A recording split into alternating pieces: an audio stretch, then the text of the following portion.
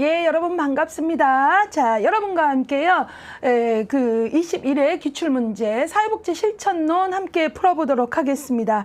예, 기출문제 해설 강의 듣기 전에요. 여러분 되도록 기출문제 먼저 스스로 풀어보시고요. 예, 그러고 해설 강의를 듣는 걸 좀 권합니다. 예, 좀 풀어보셔야 내가 어느 문제가 쉬웠고 어느 문제가 어려웠는지 또 어떤 문제의 어느 부분이 낯설었는지 이런 것들 좀 파악이 돼서 해설 강의를 들을 때 이 부분 이해 안 됐는데 저래서 저렇구나 뭐 이런 것들 좀 이해할 때 쏙쏙 내 것이 되거든요. 예, 그런 시간이 되시면서 자신감을 키워 가셨으면 좋겠습니다.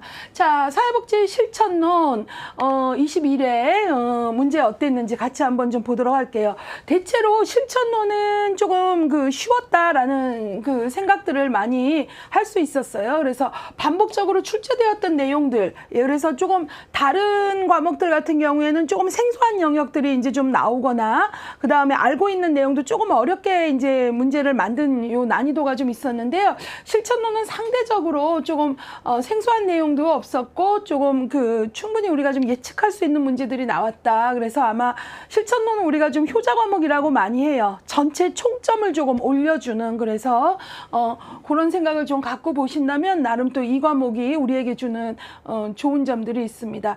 자, 그럼에도 불구하고 이제 우리가 개인주의에 관한 사회복지 실천 이념에 미친 영향, 이 중에 개인주의에 관한 문제나 또 레비가 제시한 사회복지 전문직의 가치와 관련된 이런 것들을 고르는 문제, 그 다음에 자기 인식의 사회복지사의 자기 인식, 이런 문제들은 조금 정답률이 낮았어요. 그래서 우리가 쉽고 당연히 아는 것 같지만 기본에 충실하는 게 얼마나 중요한지를 좀 알 수 있었고요. 그 다음에 22회에서도 여러분들이 이제 기본 개념을 다지는 것, 또 한 발 더 나아가서 이것들이 실천하고 어떻게 연결되는지 조금 공부하는 것, 이런 것들 좀 필요할 것 같고요. 이번 회차 21회 회차에서는 조금 기출이 낮았던 영역이라 하더라도 중요한 부분들이 있어요. 그것들을 조금 짚어드릴 거예요. 예, 예컨대 이번 회차 같은 경우에는 2장 사회복지 가치와 윤리 부분이 기출이 상대적으로 한 문제 정도 나왔지만 사실 전체적인 기출들을 좀 볼 때는 중요한 영역이거든요. 예, 그래서 이제 사회복지사 윤리 강령이라거나 윤리 원칙 이런 부분들 좀 더 비중 있게 보면 좋겠다. 그래서 너무 21회 기출의 분포만 볼 건 아니다라는 거 조금 강조해 드리면서요. 그럼에도 불구하고 21회 기출 분포 조금 볼 필요가 있습니다. 그래서 좀 보도록 할게요. 일단은 지금 여기 21회 5문제나 나온 영역이 있네요. 5문제나 나왔다라는 건 꽤 높게 나오는데 일단 이 부분이 바로 관계론 부분이거든요.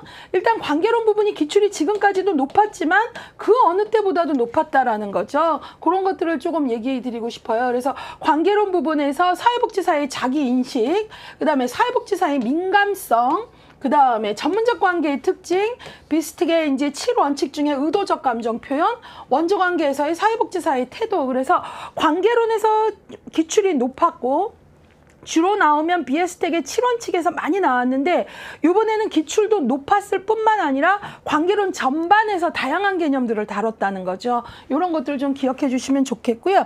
그 다음에 이제 4문제나 나온 게 있는데 그게 바로 우리가 이제 계속 기출이 높아지고 있는 부분이죠.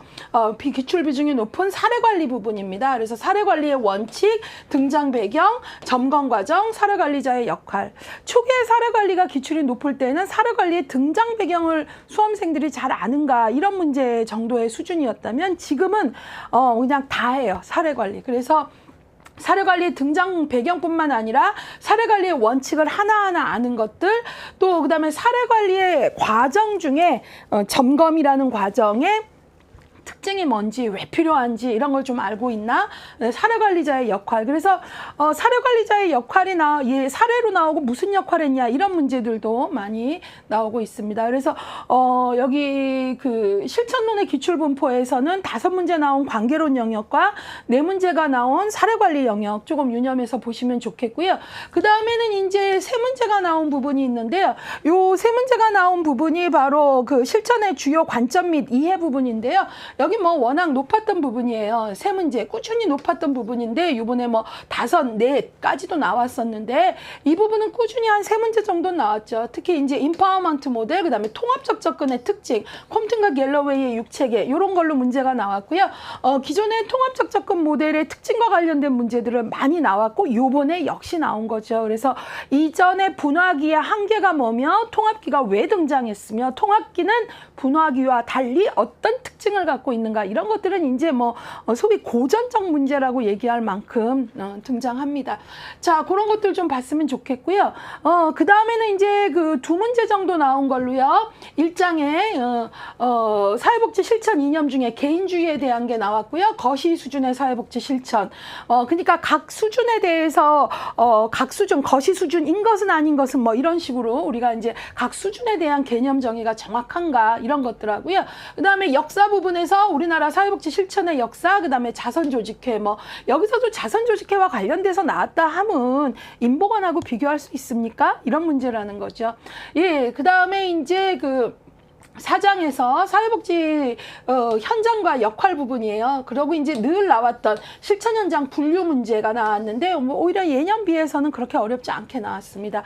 이런 것들 조금 나오고요. 그 다음에 이제 하나 말씀드리고 싶은 건 사회복지사의 역할이 4장에서도 나오지만 최근의 추세 중에 하나가 바로 13장 사례관리자의 역할과 연결해서 나오기도 해요. 많이. 그래서 뭐 사례관리자의 역할 중에 한 것은 안 한 것은 뭐 이런 식으로 해서 역할 문제가 연결되기도 하더라. 그 다음에 이제 7장 관련해서는 여기는 이제 면접론인데요. 질문 기술, 환기 기술 이런 게 나왔고요.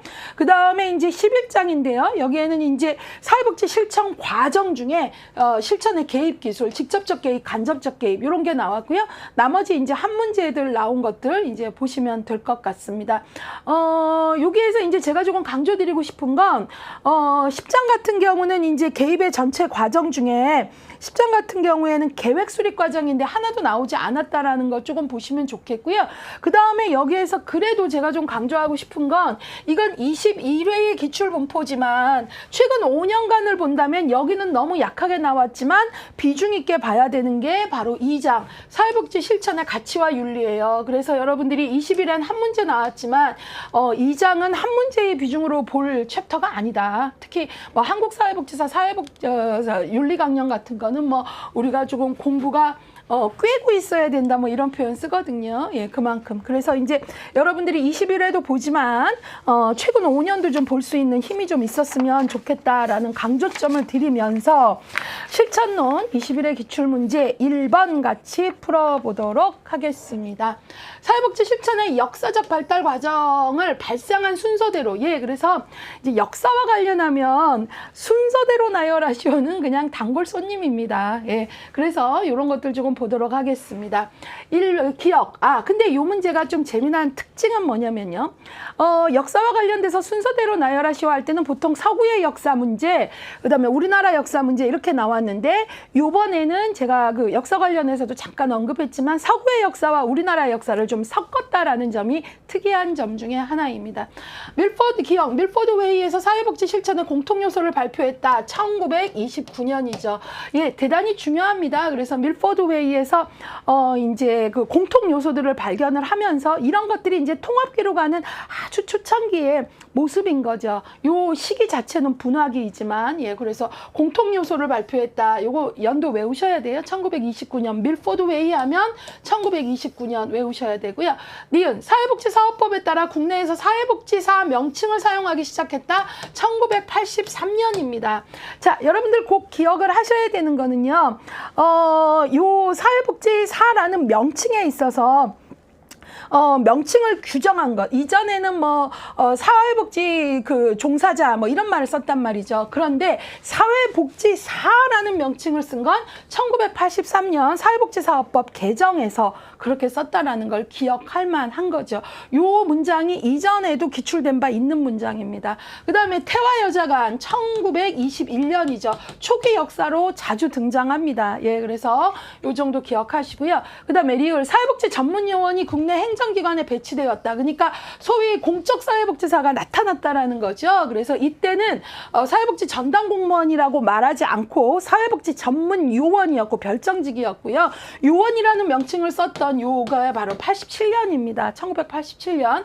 예, 그래서 요거를 이제 시대 순으로 나열을 하니 뭐가 제일 먼저 나와야 되겠어요. 1921년 디귿이 나와줘야 되고, 그 다음에 기영 밀포드 웨이 29년이 나와줘야 되고, 83년 니은이 나와야 되고, 그 다음에 87년 니은이 나와야 되니까 정답은 4번 되겠습니다. 자, 여러분 정답률 한번 보세요. 38%밖에 안 나옵니다. 예, 그래서 순서대로 나열하시오 하면 학생들이 되게 난감해하는 것 같아요. 특히 요번 회차 같은 경우는 바로 서양의 역사, 밀포드 웨이 같은 경우는 서양의 역사인데 서양의 역사와 우리나라의 역사와 관련된 주요 사건을 섞어서 낸 거죠. 예, 그래서 여러분들이 보셔야 되는데 사실 태화여자관이나 전문요원에 대한 거, 그 다음에 밀포드 웨이 이런 것들은 기본 강의에서 대단히 많이 강조를 했고요. 그 다음에 니은 같은 경우에 사회복지사 명칭과 관련돼서 1983년에 사회복지사업법 개정해서 됐다라는 거는 이미 기출 문제 중에 요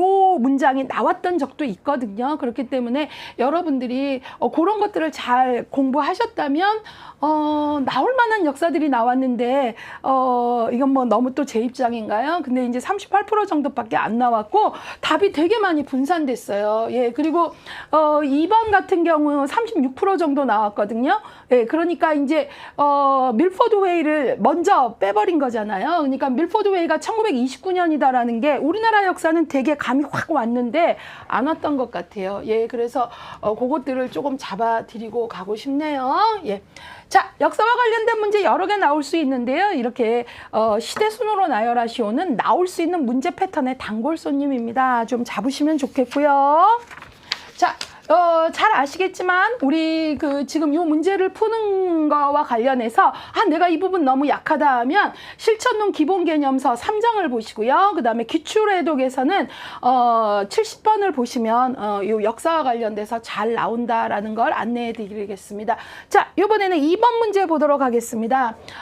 양자 간의 논쟁에 개입하여 중립을 지키면서 상호 합의를 이끌어내는 사회복지사의 역할은 그랬어요. 자, 클라이언트가 어떤 체계하고 논쟁을 한다, 갈등이 발생했을 때 이때 중립을 지키면서 워커가 가운데 중립을 지키면서 양자의 상호 합의, 그러니까 어느 한쪽에 치우치지 않고 중립을 유지했다라는 거죠. 그럴 때의 역할은 뭐냐 했어요. 정답은 3번 중재자이지요. 예, 그래서 정답은 87% 정도의 정답률을 보이고 있는데요. 그럼에도 불구하고 조금 강조를 해드린다면 여러분들이 여기서 이제 조심하셔야 되는 건 중개자, 중재자 글자 하나 차이지만 내용적으로 커요. 중개자는 브로커로 욕구와 자원을 연결하는 것이라면 중재자는 클라이언트가 어떤 체계와 갈등을 할 때 중재자, 메디에이터라 그러거든요. 중립을 유지하면서 어느 한편에 서지 않고 그러면서 양자의 합의를 이끈다라는 거죠. 예, 그래서 요거는 문제 난이도는 높지 않아요. 그래 한 87% 정도인데 이게 좀 난이도를 높인다면 얼마든지 뭐를 할 수 있죠? 예제로 바꿔치기를 할 수 있는 거죠. 예, 그래서 예컨대 활동보조원과 장애인 K씨가 갈등이 발생하자 활동보조원을 파견하던 A기관의 K워커는 양쪽의 갈등에서 어느 한쪽에도 치우치지 않으면서 상호 합의를 이룰 수 있도록 어떤 노력을 했다. 이렇게 나오면서 무슨 역할이냐 한다면 이렇게 좀 개념 정의가 아니라 사례로 문제를 낸 거잖아요. 현장에서 되게 메디에이터 역할 많이 해야 되거든요. 예, 그래서 여러분들이 이런 것들이 조금 더 난이도를 높인다면 그런 예제로 나올 수 있다. 어쨌든 우리는 현장 중심에 쓸 수 있는 학문이 되어야 되니까 그런 감각을 갖고 공부하시기를 권합니다. 자, 그래서 이 부분에서도요, 역할에 대한 문제가 나올 때마다 내가 흔들린다면 4장, 실천 현장에 대한 이해 부분이 크게 두 개로 나눠져요. 하나는 현장에 대한 거고, 하나는 역할이거든요. 그러니까 그렇게 보시고, 특히 이 역할과 관련해서만 기출회독에서 잘 정리해 준 게 바로 72번이거든요. 예, 그래서 그렇게 연계해서 보신다면 도움이 되실 것 같아요. 예. 자, 그 다음에요. 3번 문제로 조금 넘어가 보겠습니다. 3번 문제 문제에서는 이제 다음에서 설명하고 있는 건 뭐냐라고 얘기를 하고 있는데요. 볼게요. 사회복지사가 자신의 가치, 신념, 행동, 습관, 편견 등이 사회복지 실천에 어떤 영향을 미치는지 정확하게 이해하는 것. 그러니까 사회복지사가 누구를 이해하는 겁니까? 내가 나 자신을 이해하는 거예요. 그래서 그게 뭐냐? 1번 자기지시, 2번 자기규제, 3번 자기노출, 4번 자기인식, 5번 자기결정. 당연히 4번 자기인식이죠. 85% 정도의 정답률을 보고 있어요. 자, 내가 갖고 있는 내 나름대로의 가치, 신념, 또 편견 뭐 이런 것들이 있겠죠. 예, 이런 것들이 현장에서 어떻게 영향을 미칠 수 있는지를 아는 거예요. 그러니까 우리가 내가 나를 아는 거죠. 그러니까 내가 나를 내가 이런 신념이 있기 때문에 이 상황을 이렇게 보는구나 라는 것. 내가 이런 편견이 있었구나. 이런 걸 볼 수 있는 힘을 자기인식이라 그래요. 자기인식이 왜 중요할까요? 우리가 자기인식이 없으면 그건 너무 당연한 거 아니야? 이런 소리 많이 하거든요. 예. 그렇기 때문에 자기인식이 필요한 거예요. 그래서 자기인식이 되어야 우리가 역전일을 최소화할 수 있고요. 그 다음에 자기인식이 되어야 투사를 덜 합니다. 또 자기인식이 되어야 건강하게 클라이언트를 도울 수 있고요. 그 다음에 스트레스나 소진 관리하고도 되게 관계가 높아요. 예, 그래서 내가 나를 아는 것. 나는 이러이러한 신념, 또 이러이러한 내 히스토리 안에서 이런 가치를 갖기 때문에 이 상황을 이렇게 바라보는 거구나. 근데 내 입장만이 다 옳은 건 아니구나. 이런 힘들이 필요하다는 거죠. 내가 나를 아는 힘. 이런 것들은 우리가 1급에서 이렇게 개념적 정의로 배울 게 아니라 사실은 되게 워크숍 같은 걸 통해서 내가 얼마나 많은 내가 아는 것보다 훨씬 왜곡이 많은가, 훨씬 편견이 많은가, 이런 것들을 좀 접해볼 수 있는 그런 기회들이 되게 필요할 것 같아요. 예, 그래서 자기 인식이고요. 정답은 85% 정도의 정답률을 보이고 있습니다. 예, 이번에는요, 여기 4번 문제 같이 풀어볼게요. 이번에는 면접과 관련된 문제인데요. 사회복지 실천 면접에 질문 기술에 관한 문제로 옳은 것을 찾을게요. 질문 기술이요. 그러니까 면접론과 관련된 거죠. 옳은 것 찾아볼게요. 1번. 클라이언트가 방어적인 태도를 취할 수 있기에 왜라는 질문은 피한다 그랬어요. 자, 왜라는 질문은 클라이언트를 방어적으로 만들 수 있어요. 그래서 맞는 문장입니다. 왜라고 질문을 하는 게 뭐가 나빠요 할 수 있는데요. 우리가 왜라고 물어보면은요, 사실을 있는 그대로 말하기보다는 왜라는 질문을 받는 순간 가장 모범 답안, 사회적으로 인정되는 말을 해야 되겠다라는 나도 모르는 사이에 방어가 올라온다는 거예요. 그렇기 때문에 우리가 질문을 할 때에는 왜라는 질문은 조금 피해야 될 질문이에요. 그럼 선생님 이유를 묻지 말라고요? 그 얘기가 아니라 이게 말 그대로 기술이잖아요. 면접에 기술이니까 왜라고 물어봐요. why를 어떻게 물어보냐면 what이나 how로 물어보라는 거예요. 왜 그랬어? 그래서 어떤 방어적 태도로 사회적으로 용인되는 답을 말하는 게 아니라 왜 그랬어 하면 그런 어떤 방어가 나오니까 그러지 말고 아이고 어쩌다 그런 거야 how로 물어보거나 무슨 일이 있었던 거야 이렇게 하면 그냥 있는 그대로의 팩트를 말하게 되고 방어가 떨어진다는 거죠. 그래서 기술이라는 거예요. 예, 그래서 이 문장에서는 왜라는 질문은 방어적 태도를 유발할 수 있기 때문에 피한다. 맞는 문장이죠. 자, 그 다음에요. 2번 클라이언트가 자유롭게 대답할 수 있도록 폐쇄형 질문을 활용한다 했는데 틀렸어요. 클라이언트가 자유롭게 대답할 수 있도록 하는 건 중요한데 그러려면 폐쇄형보다는 개방형이 좋죠. 왜냐하면 폐쇄형은 답의 범주를 좁히는 거예요. yes 혹은 no 아니면 단답형으로 말하도록 하는 질문이거든요. 그렇기 때문에 자유롭게 얘기하게 하려면 개방형이 좋다라는 거죠. 그리고 여기서 또 유의할 점은 이렇게 되면 많은 학생들이 이런 또 착각을 합니다. 폐쇄형 질문은 나쁜 거, 피해야 될 질문이구나. 그렇진 않아요. 우리가 보통 면접을 할 때 팩트, 사실을 확인해야 되거나 할 때는요. 폐쇄형 질문을 합니다. 그래서 지난주에 의사 선생님은 만났나요? 예, 아니오잖아요. 이런 것들은 사실 확인은 폐쇄형이 좋고요. 그러나 그 사람 고유의 생각이나 이런 것들은 어떻게 자유롭게 그 사람 고유의 대답을 할 수 있는 건 개방형으로 하는 게 좋다라는 거죠. 예. 자, 그래서 그런 것들 조금 유의하셔야 하셔야 되고요. 자, 3번. 사회복지사가 의도하는 특정 방향으로 이끌기 위해 유도 질문을 사용한다. 아니에요. 우리가 피해야 될 질문 중에 대표적인 게 왜라는 질문이고요. 또 하나가 유도 질문이에요. 유도 질문은 내가 특정 의도하는 방향을 갖고 하는 거죠. 당신은 큰아들을 좋아하지 않는군요. 그렇죠? 이런 거는 내가 의도를 갖고 하는 얘기잖아요. 그냥 물어봐야죠. 큰아드님에 대해서는 어떻게 생각하세요? 이런 거죠. 예, 그래서 바로 유도 질문은 피해야 될 질문이지 사용하는 게 아니죠. 4번. 클라이언트에 이중 또는 삼중 질문을 한다. 클라이언트에게. 예, 이런 걸 우리가 다른 말로 폭탄형이라 그래요.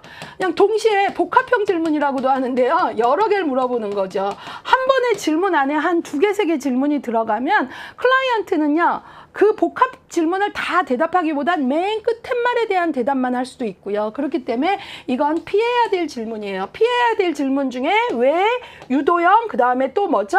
폭탄형. 예, 복합형 질문, 이중, 삼중 질문 피하자 그랬고요. 5번. 클라이언트가 개인적으로 궁금해하는 사적인 질문은 거짓으로 대답한다. 이건 뭐 질문 너무 그렇죠. 예. 사적인 질문이라 하더라도 우리는 진실성을 갖고 대답을 해야 돼요. 그런데 여기서 하나 더 주의할 점은 사적인 질문에 오래 답하지 않습니다. 진실하게 답하되 짧게 가고요. 이야기의 중심은 클라이언트에게로 빨리 이동을 시켜야 됩니다. 예, 내 얘기 장황하게 안 합니다. 예. 자, 그래서 옳은 것은 1번 되겠습니다. 정답률 92% 정도예요. 예, 요것들은 뭐 피해야 될 질문으로 여러 번 강조도 했고요. 예. 여기는 크게 수험생들이 어려움을 느낀 것 같지는 않아요. 자, 그럼에도 불구하고 나는 이 부분이 좀 어렵다라고 한다면 7장에 면접의 방법과 기술 보시고요. 그 다음에 기출해독의 84번 보면 다양한 면접의 기술, 유의할 점 이런 것들이 아주 전방위 학습으로 문제를 푸는 것뿐만 아니라 오지선다형 기출 문제뿐만 아니라 가로넣기, OX 이런 형식으로 계속 확인 학습할 수 있게끔 도와드리고 있습니다. 자, 이번에는요 5번 문제 같이 풀어보도록 하겠습니다. 이것도 되게 재미난 문제인데요. 생태도 작성에 관한 내용으로 옳은 것을 모두 골라라 그랬어요. 자, 그러면 우리 교재로 보면은 실천론에서 생태도 작성이면 이제 실천 과정 중에 사정 단계에서 사정의 도구로 가계도 생태도 이렇게 나오잖아요. 그러니까 이제 여기서는 그 중에서도 사정 도구 중에 생태도에 대해서 나왔고요. 뿐만 아니라 좀 더 디테일하게 들어갔어요. 생태도 작성에 관한 걸로 옳은 것만 고르래요. 예. 생태도는요, 큰 원 안에는 내가 지금 만나는 개인 혹은 가족에 대해서, 가족이라면 뭐죠? 여기에 이제 가계도를 그리고 주변의 가족 구성원들에 관련된 자원들을 작은 원으로 그리고, 그 다음에 다양한 선으로 만약에 엄마와 그 자원이 관계가 갈등적이라면 또 아빠와 그 자원의 갈등이 뭐 소원하다면 또 아들과 그 자원의 관계가 되게 밀접하다면 이런 식으로 다양한 선, 그 다음에 이제 서로 그 주고받는 에너지의 방향을 화살표로 이렇게 나타내는 걸 우리가 생태도라고 합니다. 자, 그러면 생태도가 뭔지 어느 정도 아셨어요? 이제 풀어볼까요? 기억, 용지의 중앙에 가족 또는 클라이언트 체계를 나타내는 원을 그린다. 용지의 중앙에 가족 또는 클라이언트 체계를 나타내는 원을 그린다. 맞았죠? 니은, 중심원 내부에 클라이언트 또는 동거 가족을 그린다. 맞았죠? 중심원 내부에 가계도를 그린다고 했잖아요. 이 안에 가계도를 그리는 게 클라이언트, 동거가족 들어가는 거죠. 디귿, 중심원 외부에 클라이언트 또는 가족과 상호작용하는 외부 체계를 작은 원으로 그린다. 그쵸? 제가 아까 그 가족과 관련돼서 상호작용하는 유의미한 자원을 작은 원으로 그린다라고 했잖아요. 리을, 자원의 양은 선으로, 관계의 속성은 원으로 표시한다 했는데 얘가 틀렸죠. 자원의 양은 선이 아니라 아무래도 이제 작은 원이 많다면 양을 작은 원의 수로 좀 알 것 같고요. 아주 확실히 틀린 건 관계의 속성이 원이 아니라 선으로 나타나죠. 생태도에서는 다양한 선으로 관계의 속성을 나타냅니다. 말씀드렸듯이요. 갈등 관계는 이렇게 표시하거나 이렇게 표시하고요. 예. 그 다음에 이제 관계에서도 우리가 좀 빈약하고 소원한 관계가 있죠. 점점점으로 나타내고요. 그 다음에 긍정적인 관계는 하나의 선으로 나타나는데요. 이 선이 진할 길어질수록 긍정적 관계의 강도가 세지는 겁니다. 예, 이런 식으로 다양한 선으로 나타난다는 거죠. 말씀드렸듯이 화살표는 자원을 주고받는 방향인 거죠. 어떤 경우는 되게 일방적일 거고 어떤 경우는 되게 상호적일 거예요. 예, 그렇기 때문에 관계의 속성은 선으로 나타내지 원으로 표시하지 않습니다. 그러면 정답은 몇 번입니까? 기억, 니은, 디귿 4번이 되는 거죠.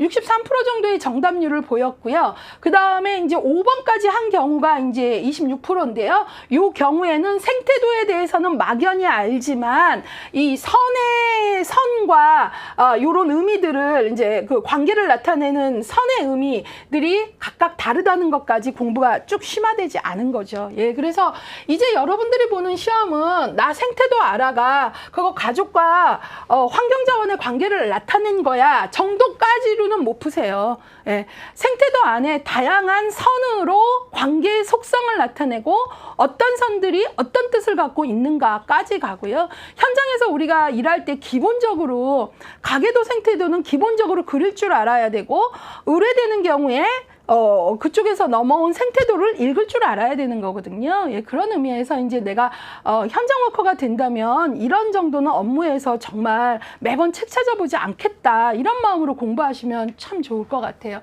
자, 그래서 이 부분은 이제 9장에서 사정 과정에서 나오고요. 실천론에서는 9장을 보시면 됐고요.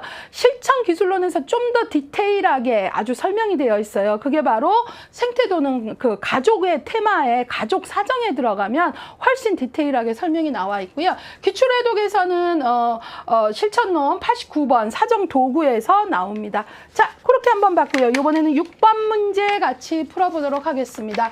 다음에서 설명하고 있는 면접 기술은 그랬어요. 그러면 여기서는 면접론 부분이라는 걸 여러분들이 알 것 같고요. 그 다음에 이 설명들이 면접 기술은 여러 가지가 있죠. 해석, 환기, 직면, 반영, 제보증 있단 말이죠. 그 중에 이 기술이 뭔지를 물어보는 겁니다. 볼게요. 클라이언트가 말하는 것만으로도 치료 효과를 얻을 수 있다. 그 다음에 클라이언트의 억압된 혹은 부정적인 감정이 문제 해결을 방해하거나 감정 자체에 문제가 있는 경우 이를 표출하게 하여 감정을 해소시키려 할 때 활용한다 그랬어요. 예. 이제 답 나왔죠. 정답은 우리가 벤틀라이제이션이라고 하는 환기입니다. 예, 그래서 환기는요, 바로 억압된 감정, 대부분 억압된 감정이라면 부정적인 감정이죠. 이거를 어때요? 쏟아낸다, 표현한다, 표출할 수 있게끔 해요. 그럼으로써 감정의 해소, 정화, 카타르시스 뭐 이런 말 하죠. 예, 맘 놓고 내가 울지 못했던 억울한 감정을 안전한 상태에게 말하면서 표현하면서 뭐 실컷 울었다라거나 그런 것들이에요. 예, 그래서 그럴 때 우리가 환기라고 얘기하는 거고요. 이런 경우에 정말 상대가 안전한 신뢰로운 상대이라면 상대가 나에게 특별한 걸 안 해줬어도 온전히 경청하면 내가 안전한 상태에서 신뢰로운 마음으로 내가 억압된 이야기를 하는 것만으로도 치료 효과가 정말 나온다는 거죠. 그만큼 중요하다는 거예요. 예. 자, 그래서 정답은 환기이고요. 우리가 이제 환기는 실천론에 보시면 개입 단계의 여러 기술 중에 의사소통과 관련된 기술이다라는 것까지 조금 기억을 해주셨으면 좋겠습니다. 자, 그래서 요거 조금 봤고요. 80% 정도의 정답률을 보이고 있습니다. 그래서 면접의 기술에서도 중요하고요. 그 다음에 요게 이제 실천론에서 또 어떤 부분에서도 그 면접의 방법과 기술에서도 중요하지만 실천론에서 개입 단계, 실천 과정 중 개입 단계 중에 의사소통 기술에 속한다. 거기까지 조금 아시면 좋겠습니다. 이번에는 7번 문제 같이 풀어보겠습니다. 사회복지사의 자질에 관한 문제입니다. 우리가 이제 전문적 자질이 필요하다 뭐 하면 여러 가지 이제 자질이 요구되어지죠. 민감성, 진실성, 헌신, 수용, 일치성 이런 것들이 요구되어지는데요. 여기서 제시한 건 어떤 거냐라는 거죠. 클라이언트의 감정을 잘 관찰하는 것과 경청하는 과정에서 비롯된다. 그러니까 건성으로 듣지 않는다는 거죠. 그러니까 관찰도 잘하고 경청도 잘할 때 이 자질이 나온대요. 어찌 보면 관찰과 경청은 정말 평범한 것 같지만 실제 면접이나 관계론 부분에서 온전히 경청하는 거, 그 다음에 정말 제대로 관찰하는 게 가장 기본 중에 기본이에요. 예. 자, 그 다음에 클라이언트가 언어적으로 표현한 것뿐만 아니라 언어는 물론 표현하지 않은 비언어까지도 파악할 수 있는 것. 예, 정답은 민감성입니다. 그렇기 때문에 어렵다라는 거죠. 예, 그래서 특히 이제 우리가 클라이언트를 이해하는 데 있어서 특정 단서가 없더라도 클라이언트의 내면 세계를 감지할 수 있는 것, 이런 것들이 바로 민감성인 거예요. 뭐 조금 더 깊이 들어가서 본다면 내가 A라는 클라이언트를 봤는데 그 클라이언트가 정신건강상 이상 어려움이 있는데 되게 어떤 망상이 심각하다 할 때 망상의 내용에서도 이 사람의 히스토리가 느껴질 수 있거든요. 그런 것들이 일종의 민감성인 거죠. 이 사람의 망상은 내가 현재 보고 있는 건데 그 망상을 통해서 이 사람의 이전에 살아온 히스토리가 어땠겠구나, 어머니로부터 스트레스가 엄청 났구나, 이런 것들을 이제 느낀다거나 하는 것들이 바로 언어적으로 표현한 것뿐만 아니라 내가 과거에 어떻게 살아왔고요, 이러지 않았는데도 아는 거죠. 그런 것들. 그래서 표현하지 않은 비언어적인 것에서도 우리가 내용들도 파악을 하는 것, 이런 것들을 우리가 민감성이라고 합니다. 예, 그래서 관찰하는 것과 경청하는 것에서, 그러니까 클라이언트들이 많이 하는 것들 중에 얘기할 때 괜찮아요 라고 이렇게 얘기하는데 눈물이 퀭하다 하면은 사실은 이때 관찰이 더 중요한 거죠. 내가 말한 게 괜찮아요지만 어때요? 관찰이 더 중요하죠. 말하지 않은 눈물이 퀭한 거, 나 이 주제에 대해서 더 할 얘기가 있지만 아직은 준비가 안 됐어요 라거나, 당신을 신뢰하기 힘드네요 라거나의 메시지일 수도 있는 거거든요. 그러니까 되게 중요한 기술이죠, 이 민감성이라는 게. 예, 그래서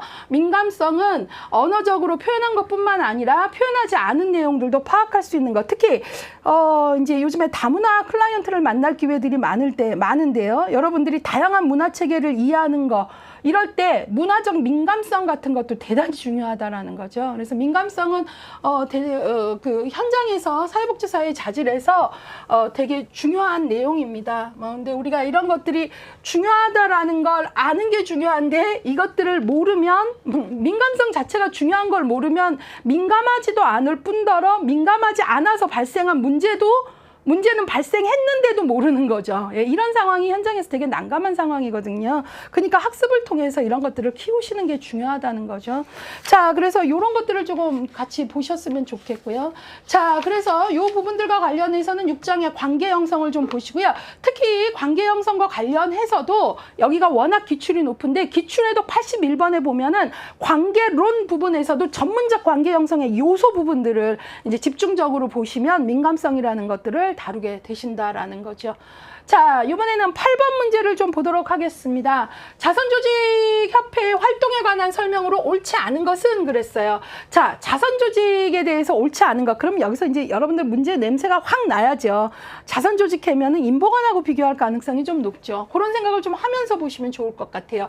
1번, 민간사회복지기관의 활동을 체계적으로 조정하기 위해서 등장했다. 맞아요. 자선조직회가 이제 등장할 때 배경이 뭐냐면, 여러 자선단체들이 난립을 하면서 안 그래도 구호물자는 부족한데 중복, 누락 막 이런 게 발생하니까 이거 좀 조정을 해야 되겠다, 이런 욕구가 있었던 거죠. 예, 맞았고요.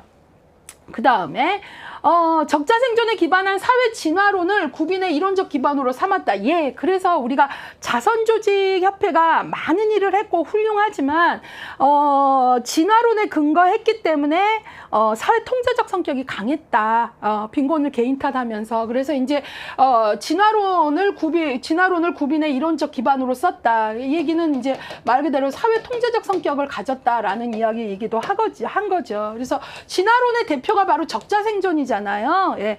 살만한 것들은 살게 남기고 아닌 건 자연 도태된다라는 건데, 이 진화론의 생각에서 살만하다라는 건 부자였고 아닌 사람은 가난한 사람이었는데, 그 논리가 뭐냐면 가난한 사람들은 자연 도태된다 했는데 개인 탓을 했어요. 빈곤을. 너가 게으르고 나태하고 무절제하니까 가난한 거야 라고 본 거죠. 그러니까 당연히 이런 시각에서는 어때요?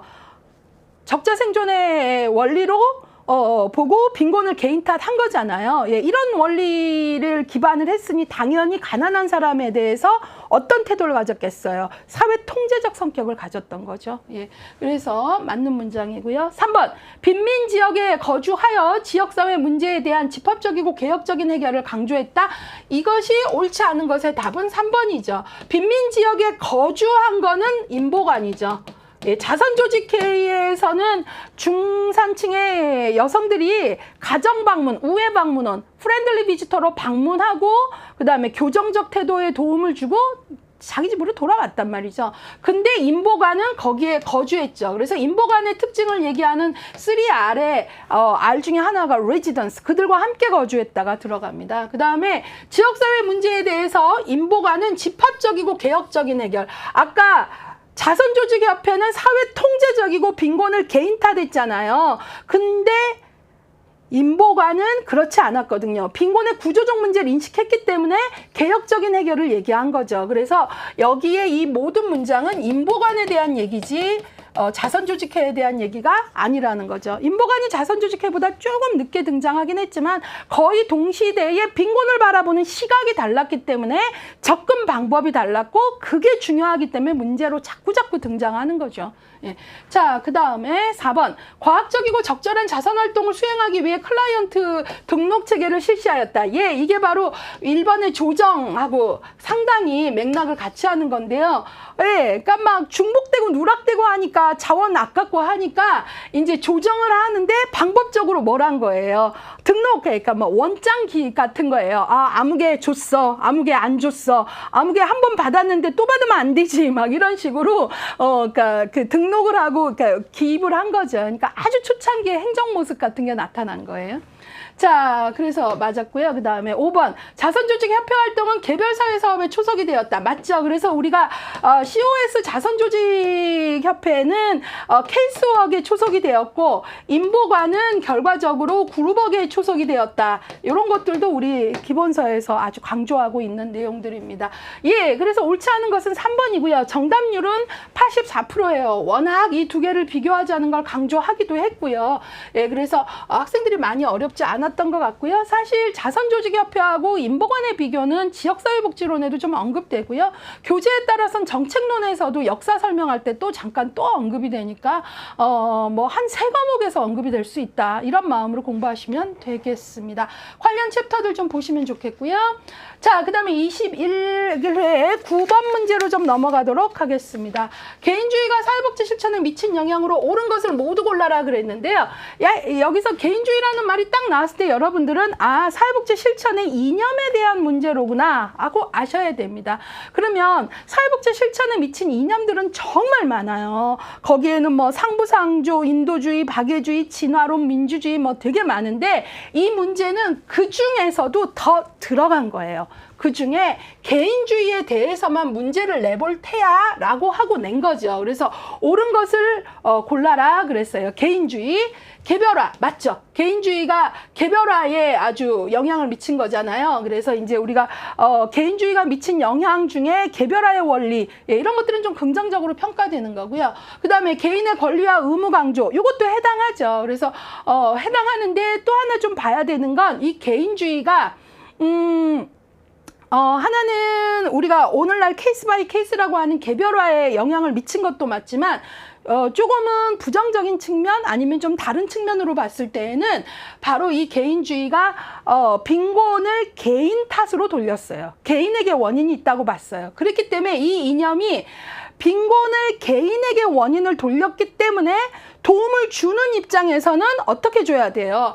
최소 수혜 자격의 원칙을 강조한 거죠. 예, 그러면 최소 수혜 자격의 원칙을 강조했다라는 건 말 그대로 뭐 스크린 한 거예요. 정말 얘 좀 받아야 돼? 얘 노동 능력 있는 건 아니야? 막 이런 어떤 것들. 예, 그래서 최소 수혜 자격의 원칙에도 영향을 줬어요. 그래서 개인주의가 문제로 나온 이유 중에 하나가 조금 얘가 그러니까 조금 어때요? 조금 긍정적 측면에서는 우리가 클라이언트의 개별화, 오늘날까지도 너무나 중요한 원칙이죠. 이런 어떤 원칙에 영향을 미쳤는데 또 조금 부정적인 다른 측면에서 보자면 빈곤을 개인 탓하면서 물론 빈곤이라는 게 다 구조적 문제는 아니겠지만 개인 탓도 있겠지만 이때는 이거에 개인주의는 아주 집중을 한 거예요. 구조적 문제를 인정하지 않고. 그러면서 개인 탓을 했으니까 무슨 원칙이 나오겠어요? 최소 수혜 자격, 정말 줄 사람만 줘야 돼 라는 것. 그러니까 당연히 어때요? 최소 수혜 자격뿐만 아니라 빈곤에 대해서 처벌적이고 그런 성격이 있으니까 열등처우의 원칙, 이런 것들도 나오게 되는 거죠. 열등처우. 예, 그래서 이것도 맞는 겁니다. 그 다음에 리얼 사회적 책임 중시는 아니죠. 왜냐하면 빈곤을 개인 탓한 거니까 구조적 문제로 얘기하지 않은 거라는 거죠. 따라서 옳은 것을 모두 고르면 기역, 니은, 디귿이니까 정답은 1번이고요. 53% 정도의 정답률을 보이고 있네요. 예, 그 다음에 2번 같은 경우에도 11% 정도가 나오는데요.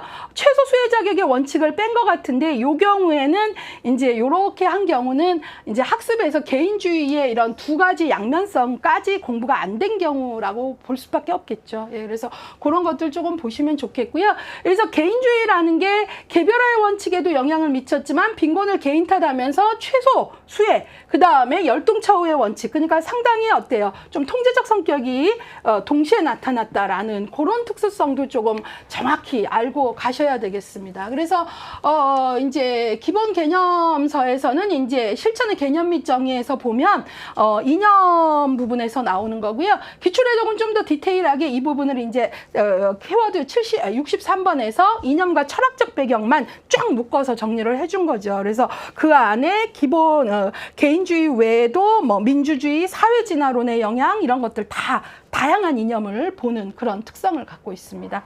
자, 이번에는 10번 문제 좀 보겠습니다. 거시 수준의 사회복지 실천에 관한 내용으로 옳지 않은 것 그랬어요.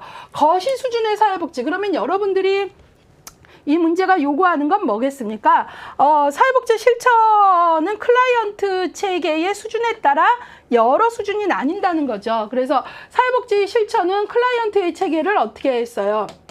미시, 그 다음에 중간, 그 다음에 거시 이렇게 나눴다라는 거거든요. 그래서 미시, 중시, 거시를 아느냐 요건 바로 그 문제예요. 그래서 요 내용들을 보시면서 거시 수준의 실천이 아닌 것은 이라는 것은 4개는 거시고 하나는 거시가 아닌데 중범위일 수도 있고 미시일 수도 있겠죠. 예, 그러니까 문제의 의도를 조금 보시면 금방 파악이 될 것 같아요. 자, 볼게요. 다문화 청소년을 위한 조례 제정을 추진한다 하는 건 당연히 거시죠. 거시는 말 그대로 클라이언트의 삶에 영향을 미치는 개입 단위가 바로 지역사회, 전체사회 차원이거든요. 예, 그래서 이제 미시는 개인, 부부, 가족, 그다음에 가족은 뭐 때때로 중범위가 되기도 해요. 그 다음에 중시에서는 의미가 부여된 집단, 뭐 자조 집단, 지지 집단 뭐 이런 것들 될 수 있고요. 그 다음에 거시는 바로 지역사회, 전체사회 이런 것들이거든요. 예, 자 그러면 요 개념들을 갖고 보세요. 다문화 청소년을 위한 조례 제정을 추진하는 건 거신 거죠. 예, 바로 지역사회 전체를 대상으로 하거나, 그쵸? 전체 사회를 대상으로 한 거죠. 그 다음에 2번. 부모와 자녀의 관계 증진을 위한 소집단 프로그램을 진행하는 건 집단이잖아요. 예, 집단이니까 뭐죠? 이거는 중시적 실천이니까 옳지 않은 것의 답은 2번이죠. 3번. 피학대 노인 보호를 위한 제도 개선, 이것도 거시죠. 왜냐하면 지역사회나 전체사회를 위한 활동이니까요. 4번. 장애인 복지에 필요한 정부 예산 증액, 이것도 전체사회에 대한 거죠. 그 다음에 5번 고독사 문제 해결을 위한 정책 토론회, 이것도 전체 사회를 위한 거죠. 예, 그래서 여기 2번을 제외한 나머지들은 다 거시적 실천의 좋은 예가 되는 거고요. 나머지 2번은 뭐죠? 중시죠. 바로 집단을 대상으로 한 거잖아요. 예, 그래서 이런 것들을 문제를 통해서 계속 학습량을, 근육을 만드는 거예요. 아, 내가 미시, 중시, 거시 알고 있어. 근데 이게 예제로 나오면 거시를 뭐 지역사회, 전체 사회 차원에서 개입했다라고 말하지 않고 지역이나 전체 사회를 대상으로 한 이런 활동들을 말하는구나. 이렇게 정리가 되셔야 되는 거죠. 그래서 문제를 통해서 계속 근육을 만들어 가시는 게 중요해요. 그래서 정답률 92% 정도 나왔고요. 기본적으로 클라이언트의 체계 수준에 따른 미시적, 중시적, 거시적 개입은 반드시 알고 가야 된다라는 거고요. 우리가 이제 그런 것들을 조금 나눠야 되고요. 상대적으로 뭐 100%는 아니지만 주로 미시나 중범위 실천은 직접 개입 많이 하고요. 다이렉트 서비스. 그다음에 거시는 간접 개입, 인다이렉트 서비스를 많이 한다. 그것까지 아시면 더 좋을 것 같습니다. 연관 여러분들이 그것들은 연결해서 공부하시고요. 이번에는 11번 문제 보도록 하겠습니다. 다음에서 설명하고 있는 사회복지 실천 모델은 무엇이냐 그랬어요. 자, 요것들을 보면서 요게 나온 게 의료 모델이냐, 인파워먼트 모델이냐, 사례관리 모델이냐, 생활 모델이냐, 문제 해결 모델이냐 보자는 거죠. 뭐 생활 모델은 저메인과 기타맨의 모델이고요. 그 다음에 문제 해결 모델은 헬렌 펄만의 뭐 사피 생각나시나요? 뭐 이런 것들 좀 생각해 보시면 좋을 것 같고요. 의료 모델은 뭐 대표적으로 프로이드의 정신분석 관련된 모델들을 얘기하고 뭐 이런 것들입니다. 보겠습니다. 비장애인이 대부분인 사회에서 장애인 클라이언트의 취약한 권리에 주목했다. 장애인 클라이언트의 취약한 권리에 주목했다. 사회복지사와 클라이언트 집단은 장애인 권익을 옹호하는 데 협력했다. 대화 발견 발전 단계, 여기서 아예 도장을 찍어줬어요. 정답. 대화 발견 발전 단계를 통해 클라이언트 집단은 주도적으로 불평등한 사회 제도를 개선했다 그랬어요. 정답은 뭐죠? 인파워먼트 모델이고요. 다른 말로 역량 강화 모델이라고도 합니다. 그래서 우리가 이제 여기서 이제 중요한 건 그럼 역량 강화의 키워드가 여기서 보면 역량 강화 모델의 개입 단계가 그대로 나왔죠. 대화 단계, 발견 단계, 발전 단계. 그리고 여기 보시면 클라이언트를 옹호하는 데 협력한다 그랬는데요. 역량 강화 모델이 대화 단계에 아주 중요한 게 뭐죠? 클라이언트와 사회복지사에 뭘 만들라 그랬어요? 파트너십. 바로 협력 관계를 만들라 그랬잖아요. 그 다음에 역량 강화 모델이 또 하나 중요한 건 바로 도와주세요의 그런 어떤 사회적 위약자가 아니라 클라이언트 스스로 나의 권리를 주장할 수 있고 내 삶의 주인으로 살 수 있도록 하는 게 역량 강화 모델이니까 클라이언트의 취약한 권리에 주목했다까지 해서 여기 나온 세 가지의 설명 지문 모두가 역량 강화 모델을 선택하는데 어떤 흔들림도 없게끔 딱 제시를 하고 있는 거죠. 그래서 이제 우리가 보는데 사실은 정답률이 조금 덜 나왔어요. 그래서 이걸 어떻게 더 강조를 해야 되나 이제 강사로서 또 고민을 하게 되죠. 62% 정도 나왔는데요. 문제 해결 모델하고 헷갈렸나 싶은데 이 경우는 뭐 그렇게 될 거는 좀 없죠. 문제 해결 모델 헬렌 펄만의 사피 모델에서도 물론 그런 건 있어요. 클라이언트 스스로가 자기 삶의 문제 해결 과정의 주체가 되도록 한다 했는데 근데 나머지를 보세요. 대화 발견 발전 단계 역량 강화 모델에서만 쓰는 용어잖아요. 이런 것들에서 분명히 여러분들이 단서들을 흔들림 없이 찾으셨으면 좋았죠. 그것들 좀 봤고요. 연관 문제들 같이 좀 보시고요. 자, 이번에는 12번 문제인데요. 통합적 접근의 특징에 관한 내용으로 옳지 않은 것 물어보고 있습니다. 뭐 우리가 이제 통합적 접근 이전에 분화기의 한계를 극복하면서 통합적 접근으로 넘어오는데 그런 내용들을 좀 잘 알아야 되는데 통합적 접근의 특징으로 옳지 않은 것 1번 생태체계 관점에서 인간과 환경체계를 고려한다. 맞죠? 통합적 접근은 말 그대로 생태체계 관점이에요. 바로 그게 뭐죠?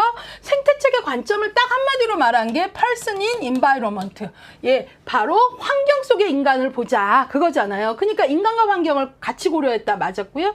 두 번째, 미시 수준에서 거시 수준에 이르는 다차원적 개입을 한다. 맞아요. 그래서 우리가 이제 통합적 접근의 대표적인 어떤 관점이 바로 생태체계 관점인데 이 생태체계 관점 자체가 그 안으로 들어가면 클라이언트를 둘러싼 미시 수준, 거시 수준 이런 것들의 다차원적인 정보들을 얻고 활용을 하죠. 맞았고요. 3번 개입에 적합한 이론과 방법을 폭넓게 활용한다. 맞아요. 이 문장이 뭐냐면 통합적 접근에서는 그 다양한 이론들에 대해서 열린 자세예요.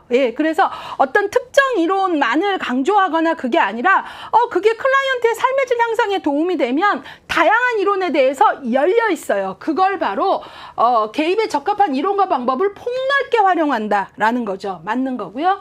4번 다양하고 복합적인 원인으로 발생하는 문제를 해결하기 위한 접근이다. 맞죠? 그래서 통합적 접근은 이전에 분화된 단계 그 분화기의 한계가 바로 뭐냐면 다양하고 복합적인 문제에 이 방법을 쓰기 어려웠던 거죠. 문제는 대단히 복합적이고 그런데 케이스워크는 끝까지 케이스워크로만 해야 되고 그룹워크는 그룹워크로만 해야 되고 뭐 이렇게가 청소년 문제는 청소년만 다뤄야 되고 그런 거잖아요. 근데 그게 아니라 시간이 흐를수록 청소년 문제로 들어왔지만 사실은 가족과 지역이 연결되어 있고 뭐 그다음에 여러 가지 복합적인 문제들이 같이 연결되어 있고 그렇기 때문에 이걸 쪼개어서만 접근하는데 한계를 느꼈기 때문에 통합적 접근이 등장한 거고 그렇기 때문에 다양하고 복합적인 원인으로 발생하는 문제를 해결하기 위한 접근이다라는 말은 맞는 말이 되는 거죠. 자, 그 다음에 5번. 서비스 영역별로 분화되고 전문화된 접근이다. 이거 완전히 틀렸잖아요. 이거는 바로 영역별로 분화되고 전문화된 접근은 통합기 이전에 통합적 접근이 등장한 이전에 무슨 기에? 분화기의 한계잖아요. 분화기의 특징이자 이 분화기가 영역별로 분화되고 전문화된 접근을 해서 뭐예요? 서비스가 쪼개지는 분절성, 단편성, 산재성을 가졌기 때문에 이걸 극복하려고 등장한 게 통합기잖아요. 그쵸? 그러니까 이 문장 말이 안 되는 거죠. 통합적 접근의 특징이 아니라 이거는 분화기의 특징을 설명한 거이면서 동시에 분화기의 한계점인 거죠. 이해 가셨어요? 예. 그래서 옳지 않은 것은 5번이 되겠습니다.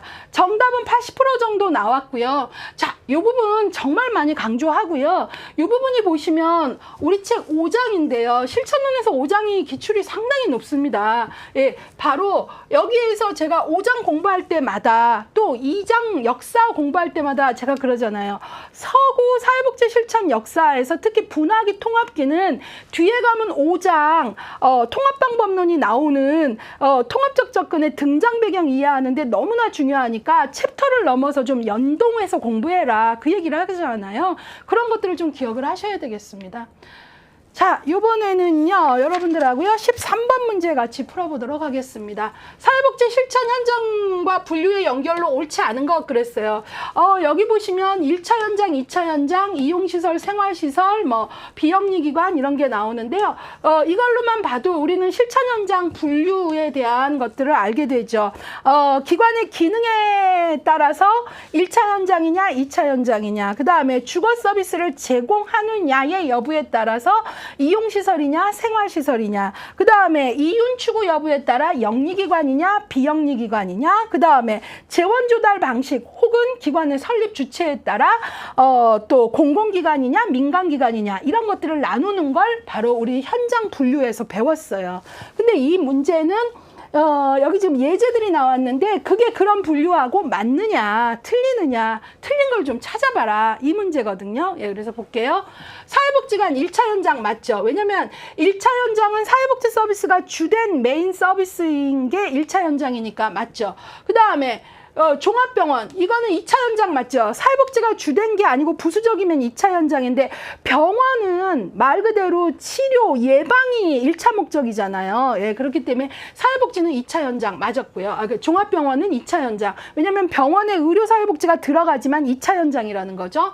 자, 그 다음에 3번 발달장애인 지원센터 이용시설이에요. 거기서 주거까지 하는 거 아니죠. 맞고요. 그 다음에 노인보호 전문기관 생활시설 아니죠. 그래서 틀린 것은 4번 인 거죠. 노인보호 전문기관은 잘 아시다시피 노인 학대와 관련돼서 우리가 뭐 노인 학대를 예방하거나 하는 또 그다음에 학대가 발생했을 때 조치를 취하는 것과 관련된 기관인데요. 이것은 이용시설이지 생활시설이 아니잖아요. 그래서 틀린 것은 4번이고요. 5번 사회복지 공동모금에는 비영리기관 맞았죠. 예, 그래서 여기서 틀린 것은 4번이고요.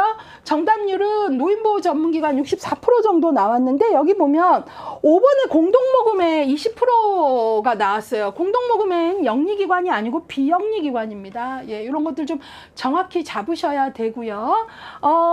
이제 요번 21회차에서는 사회복지 그 실천 현장 분류 문제가 요구가 대단히 심플하게 나왔어요. 1차, 2차 구분하세요. 이용 생활 구분하세요. 요 정도를 알게끔 아주 심플하게 나왔는데 이게 기출 문제들만 기출 해독을 보다 보면 어떤 식으로도 나오냐면 1번부터 5번의 문제 선택지를 주면서 이런 요구를 하거든요.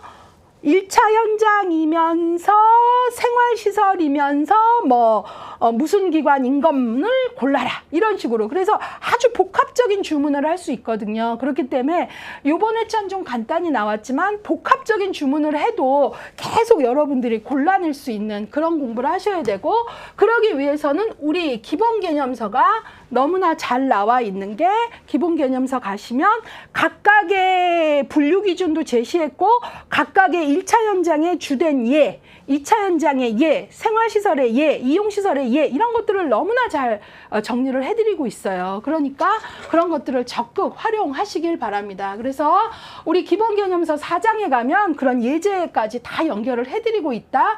그 다음에 기출회독을 보면 실천 현장의 구분 파트에서 키워드 71번에서 이런 다양한 기출문제, 요번 회차는 심플하지만 이게 보다 더 복합적인 요구를 하면 어떻게까지 문제의 난이도를 높일 수 있나, 이런 걸 다 한눈에 볼 수 있게끔 모아드리고 있거든요. 적극 활용하시길 바랍니다. 자, 이번엔 14번 문제 보도록 하겠습니다. 컴튼과 갤러웨이 나왔네요. 컴튼과 갤러웨이의 사회복지 실천 구성 체계 중 사회복지 사협회가 해당되는 체계는 그랬어요. 자, 사회복지 사협회입니다. 예, 1번 변화매개 체계, 2번 클라이언트 체계, 3번 표적, 4번 행동 체계, 5번 전문가 체계가 답이죠. 그래서 정답은 5번이고요. 일단 여기에서는 여러분들이 이걸 좀 아셔야 되죠. 핑커스 미나는 사회복지 실천의 구성체계를 4개로 얘기했습니다. 변화매개체계, 클라이언트 체계, 표적체계, 행동체계, 이렇게 4개를 말했고요.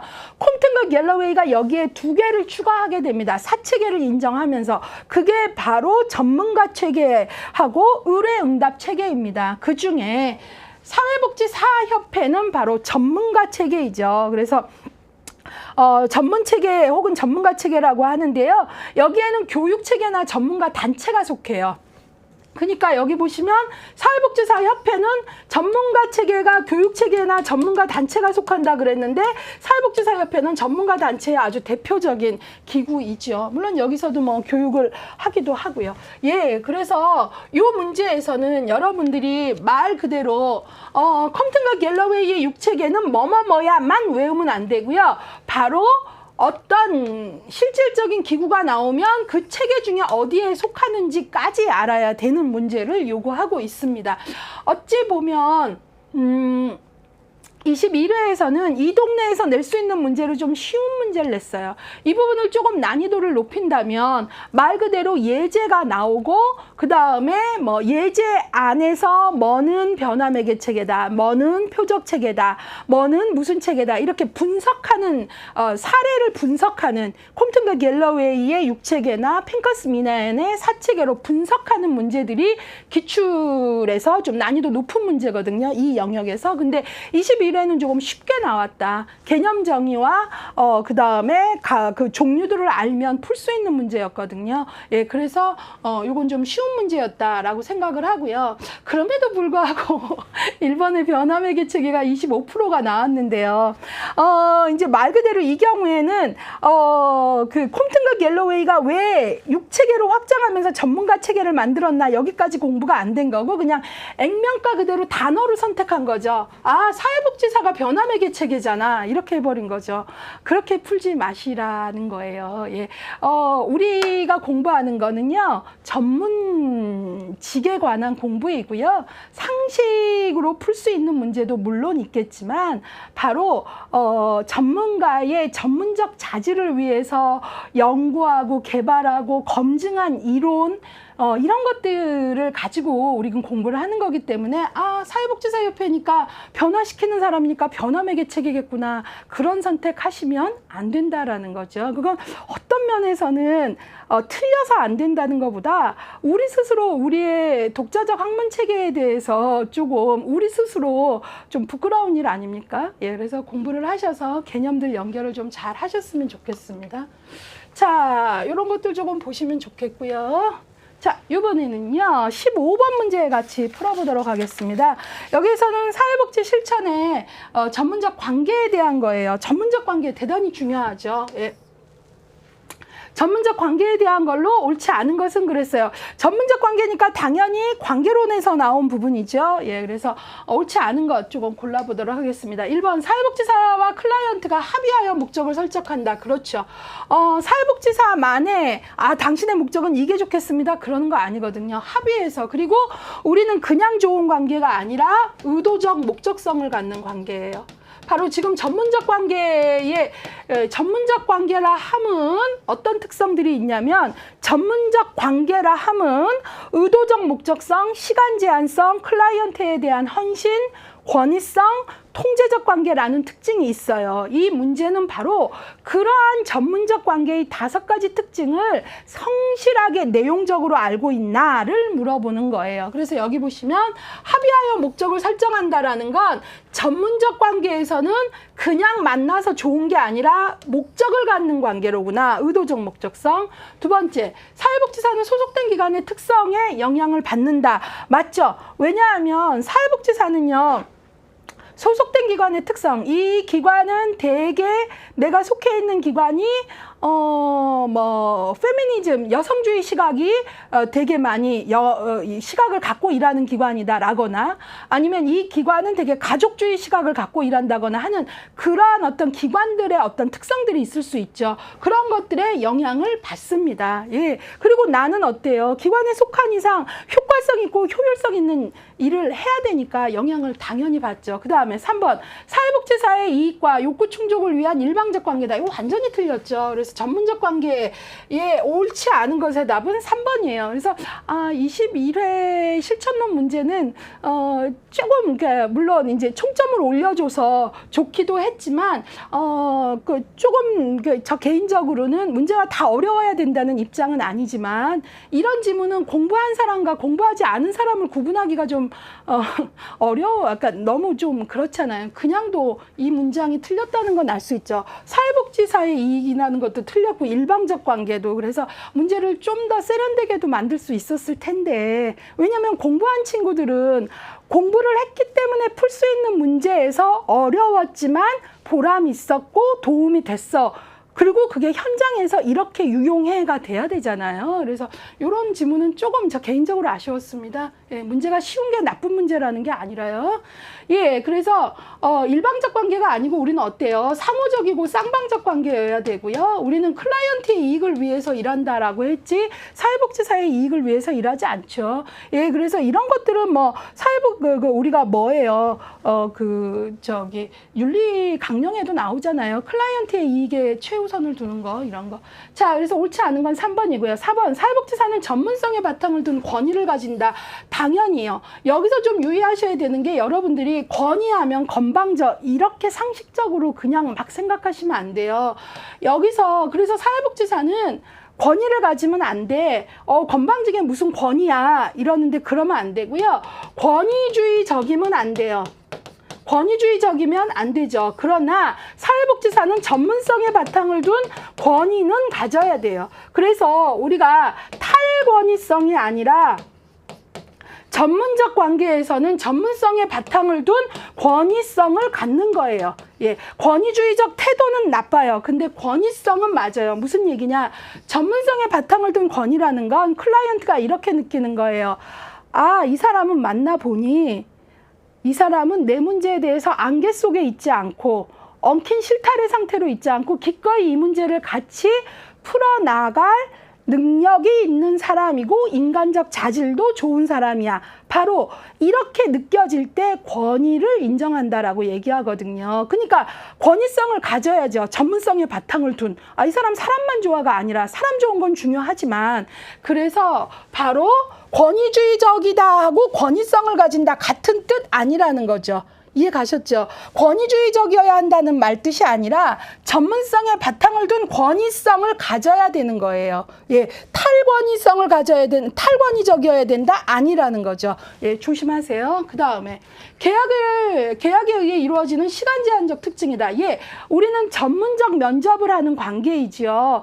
예, 그래 마냥 얘기하는 관계 아니죠. 그렇기 때문에 우리는 시간 제한적입니다. 예, 그래서 이 문제에서 옳지 않은 것은 3 3번 너무 쉽게 보이지만 나머지를 정확히 아셔야 됩니다. 다시 한번 정리하면 전문적 관계는 의도적 목적성을 갖는다. 시간 제한적 개입이다. 참고로 공간 제한적이진 않습니다. 그 다음에 클라이언트에 대해서 헌신하는 관계이다. 책임성을 가지라는 얘기죠. 그 다음에 권위성을 가진다. 그 다음에 그 통제적 관계이다라는 게 있어요. 그것도 나오면 되게 많이 헷갈리는데요. 통제적 관계가 사람을 막 통제하고 강요한다라는 게 아니라 바로 내가 공감은 하지만 개입을 할 때에는 적정한 전문적 거리를 유지하면서 개입을 한다라는 의미의 컨트롤, 조절된 이런 의미의 통제적 관계입니다. 그것까지 좀 보시기를 권합니다. 문제를 통해서. 자, 그래서 여기에서 옳지 않은 것의 답은 3번 95% 정답률인데 사실은 이거는 나머지 1, 2%인 것도 봐서 그렇고 저 개인적으로는 사실은 전문적 관계의 특징은 곱씹어야 되고 정확히 알아야 되는 내용이 좀 더 심화 문제로 얼마든지 낼 수 있었는데 심화된 내용들을 놓칠 만큼 너무 쉬운 지문을 내서 학습자와 비학습자의 변별력이 없는 문제를 내는 건 좋지 않다. 이게 제 개인적인 입장입니다. 예, 그래서 그거까지 좀 강조를 하고 가겠습니다. 이번에는요, 16번 문제를 좀 보도록 하겠습니다. 비스텍의 관계의 원칙, 우리 7대 원칙 아시죠? 개의통수 비자비에서 많이 외우셨죠? 비스텍 가면은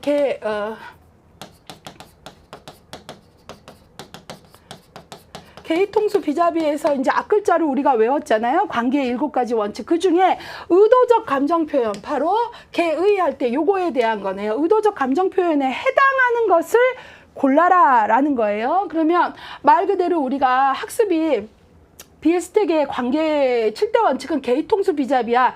이것만 외웠으면 못 푸는 거죠. 이 문제는 그중에 의도적 감정 표현의 설명으로 가장 적절한 걸 골라라. 1번, 클라이언트의 부정적 감정을 자유롭게 표현할 수 있도록 지지한다. 예, 이게 정답이에요. 의도적 감정 표현에서 중요한 건 여기 정확히 나왔어요. 클라이언트의 감정, 특히 부정적 감정은 억압을 하잖아요. 근데 그거를 안전하고 신뢰로운 관계에서 자유롭게 표현할 수 있도록 지지하는 걸 의도적 감정 표현이라고 얘기해요. 예, 그래서 잘 정리를 한 거죠. 예, 그 정답은 1번이고요. 이게 좀 더 난이도를 높인다면 대화로 나올 수 있겠죠. 예, 그래서 사회복지사의 어떤 대화의 멘트를 보고 어떤 방법, 관계 원칙 중 뭐를 쓰는 거냐라고 이렇게 나올 수 있겠죠. 그런 식으로 난이도를 높일 수 있다라는 얘기를 좀 하고 싶고요. 자, 그러면 이제 이 문제에서 그러면 찾았으니까 됐다가 아니라 나머지들은 뭐냐는 거죠. 그걸 좀 볼 필요가 있어요. 자, 볼게요. 2번, 클라이언트의 감정이나 태도를 있는 그대로 받아들이고 존중한다. 있는 그대로 받아들이는 거 수용이죠. 개의통수 비자비 중에 수 나왔네요. 자, 3번, 목적 달성을 위한 방안들의 장단점을 설명하고 클라이언트 스스로 선택하도록 한다. 스스로 선택한다. 개의통수 비자비 중에 뭐예요? 자기결정이죠. 그 다음에 4번, 공감을 받고 싶어하는 클라이언트의 욕구에 따라 클라이언트에게 공감하는 반응을 표현한다. 바로 뭐죠? 개의통이죠. 통제된 정서에 관여한다. 통제된 정서 관여.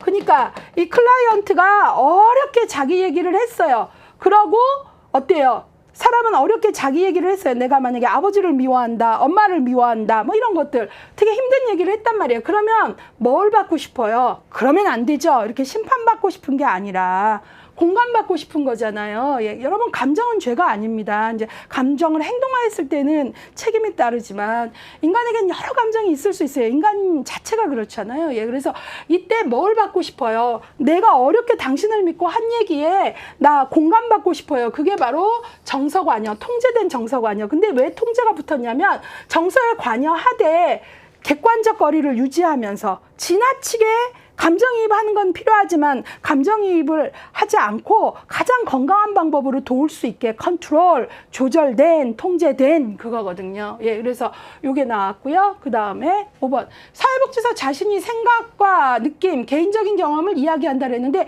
이거는 7대 원칙에 들어가진 않아요. 그러나 관계에서 얘기해 볼 수는 있죠. 사회복지 자신의 생각, 느낌, 개인적 경험을 말하는 건 자기 개방을 한다는 거잖아요. 자기 노출을 하는 거고요. 같은 말입니다. 예, 이게 필요해요. 단 적절해야 돼요. 지나치면 안 되고요. 왜냐하면 클라이언트가 관계에서 되게 힘든 얘기를 꺼내기 힘들어하고 얘기하지 않을 때 사회복지사가 그와 관련된 자신의 경험을 먼저 개방하면, 얘기하면 클라이언트가 얘기할 수 있거든요. 아, 이거 안전하구나. 내가 되게 가져선 안 되는 감정을 가졌다고 저 사람이 심판하는 게 아니로구나. 저 사람도 그런 감정을 느끼는 인간이구나 하면서 얘기할 수 있거든요. 예, 그렇기 때문에 이런 것들이 관계에 영향을 주죠. 예, 그래서 의도적 감정 표현에 해당하는 것은 1번이고요. 나머지는 개의통수 비자비 중에 뭐에 속하는지까지 알아야 문제 풀이를 통해 근육을 만든 거고요. 그 다음에 5번 같은 경우는 7대 원칙에 들어가지는 않으나 관계에서 중요한 요소이다. 예, 근데 자기개방, 사회복지사의 자기개방은 지나치면 안 된다까지 알고 계셔야 돼요. 적절한 수준에서.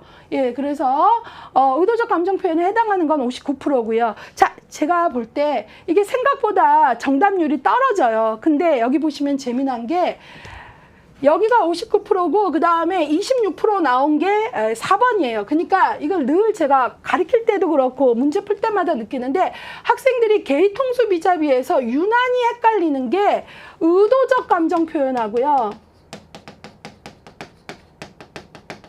그 다음에 4번이 통제된 정서관여거든요. 이게 헷갈리는 거예요. 이걸 좀 잡으시라는 거예요. 의도적 감정은 클라이언트의 부정적 감정을 내가 신뢰를 주어서 안전한 상태라고 느끼고 표현하도록 하는 게 의도적 감정 표현이고요. 부정적 감정을. 그 다음에 그렇게 내가 감정을 표현했으면 내가 어렵게 표현한 그 감정에 공감해 주세요. 거기에 대해서 내가 정서적으로 관여하는 게 공감인데 여기에서 내가 컨트롤, 통제된, 조절된 공감을 하라는 거예요.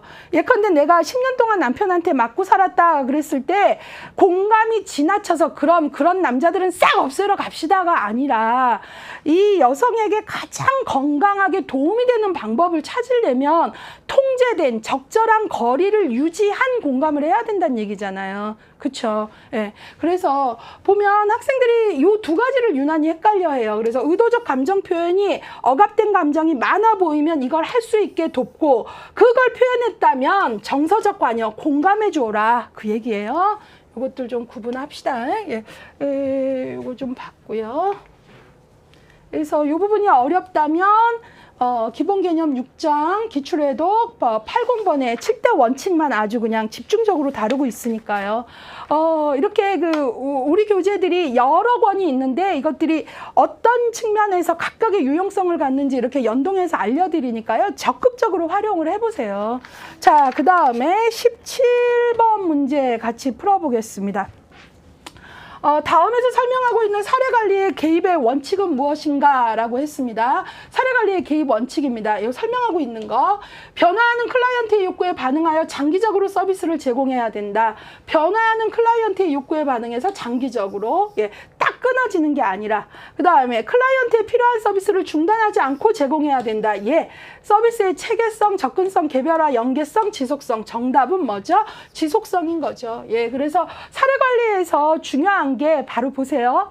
사례관리에서는 복합적인 클라이언트의 욕구에 사례관리자가 키워커가 돼서 우리 기관의 몇 개의 서비스가 아니라 여러 기관의 여러 사람, 그 다음에 전문가뿐만 아니라 이웃 등의 상호적 보호, 본인 자신의 자기 보호, 이것들이 다 움직여야 되는데 사례관리에서는 이것들이 다 움직일 때 사례관리자가 우리가 키워커가, 중심 워커가 돼서 적재적소 적절한 시기에 움직이도록 해야 돼요. 안 그러면 이게 다 분절이 되죠. 어느 서비스는 A가 주고 딱 끊어지고 그 다음에 사례관리자가 일을 안 하면 지속성이 확보되지 않으면 그 다음엔 또 그냥 복합적 욕구인데 딱 끊어지고 그 다음으로 연결 안 되고 그런단 말이에요. 그렇기 때문에 사례관리자는 어떤 원칙을 지켜야 돼요? 복합적 욕구가 끊어짐이 없이, 분절됨이 없이 어때요? 중단하지 않고 요것 다음에 요거 이렇게 갈게끔 바로 지속성, 그 다음에 변화하는 욕구에 반응하도록 하고, 그 다음에 클라이언트의 복합적 욕구에 장기적으로, 보통 사례관리의 주 대상이 노인, 장애인 이런 경우인데 대단히 복합적인 욕구일 뿐만 아니라 장기적인 서비스를 요구하거든요. 예. 자, 그래서 이런 것들. 그리고 여기서는요, 제 생각에는 요번 실천론이 좀 쉽다고 느낀 게 이런 것들도 다 예제로 낼 수 있거든요. 사실은 좀 더 난이도 있는 문제는 현장 중심으로 예제를 내시고 어떤 성과 관련되냐 이렇게 만드는 것도 좋은 문제인 것 같고요. 그래서 이것들은 또 하나 강조하고 싶은 건 여기에 있는 접근성 뭐 이런 것들도 여기에 다 바꿔서 뭐든 답이 될 수 있게 다 문제가 될 수 있는 거잖아요. 그러니까 개입의 원칙들을 좀 정확히 알아야 된다라는 거죠. 그래서 서비스 지속성 92%. 요거 같은 경우에도 사실 좀 헷갈릴 만한 건 체계성이거든요. 난이도 높이면 중복이나 누락 없이 해라가 체계성인데, 지속성 같은 경우는 사실 이거는 학습이 안 됐어도 장기적으로 중단하지 않고 해서 답이 그냥 나왔어요. 예, 그래서 그러니까 총점을 올려줘서 합격률을 높인 것도 좋지만 사실은 또 하나 제가 생각하는 기출이라는 거에서 중요한 건 학습한 사람과 학습하지 않은 사람을 변별하는 게 실제 수험의 중요한 그 목표란 말이죠. 예, 그런 부분에서 학습자들의 어렵게 공부했지만 변별력에서 보람을 느낄 수 있고 현장에서 잘 기억돼서 사용할 수 있게끔 하는 그런 문제를 좀 내셨으면 어땠을까? 뭐 그런 마음 좀 들었어요. 이번에는요, 여기 사례관리 봤고요. 자, 이번에는요, 18번 문제입니다. 원조관계에서 사회복지사의 태도에 관한 내용으로 옳은 것을 골라라 그랬어요. 그러면 옳은 것 하나고 이 문제에서 중요한 건 나머지가 왜 틀렸나를 정확히 알아야 되겠죠. 1번, 개선의 여지가 있다고 판단된 경우에 한해서 클라이언트와 전문적 관계를 형성했다. 틀렸죠. 왜 틀렸냐면 우리가 이제 클라이언트하고 관계 형성에 있어서 무슨 원칙이 있냐면 개의통수 비자비 중에 B가 비밀 보장의 원칙도 있지만 비심판적 태도가 있어요. 클라이언트에 대해서 옳다 그르다 판단하지 마라. 예, 이런 거거든요. 근데 여기 보시면 개선의 여지가 있다고 판단된 경우는 내가 이 클라이언트에 대해서 심판한 거예요. 아유, 너 개선의 여지가 있어 보이니? 넌 없어 보이니? 예. 그러면 안 된다는 거죠. 그래서 그 경우에 한해서만 전문적 관계를 맺었다는 건 틀린 거죠. 예, 비심판적 태도를 지키지 않은 거라는 거죠. 예, 두 번째, 클라이언트의 감정에 이입되어 면담을 지속할 수 없었다 그랬는데요. 이것도 틀린 거예요. 근데 자, 여기서 주의하셔야 되는 건 여러분들이 이런 착각을 하면 안 돼요. 선생님, 클라이언트에게 감정이입하면 안 돼요? 아니에요. 감정이입합니다. 여러분, 클라이언트에게 공감한다라는 건, 공감이라는 말 뜻은 그 사람의 그 입장이 되어본다는 뜻이고요. 그 사람의 그 입장이 되어본다는 건 감정이입을 하는 거예요. 우리가 관계론의 기본이 공감이고, 공감을 잘하려면 내가 저 사람이었으면 하는 감정이입을 해야 되는 거예요.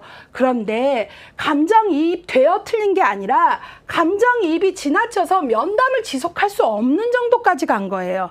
예, 그러니까 지나치게 역전이가 일어났거나 선을 넘는 감정이입을 한 거죠. 그러니까 틀렸다는 거예요. 아셨죠? 여기서 여러분들 반드시 다시 한번 주의 드리는데요. 감정이입을 해서 틀렸다는 게 아니라 지나쳤다는 거예요. 지속할 수 없었으니까. 아셨죠? 그리고 만약에 이렇게 감정이입이 지나쳐서 막 역전이가 일어나면 이런 경우에는 슈퍼비전도 받아보고 노력하지만 그래도 안 되면 역전이가 안 일어나는 사람에게 레퍼, 의뢰하는 게 좋다. 이런 얘기들을 하는 거죠. 예. 그래서 이거 조심하셔야 됩니다. 지나쳤기 때문이고요. 3번, 자신의 생각과 다른 클라이언트의 의견은 관계 형성을 위해 즉시 수정하도록 하였다.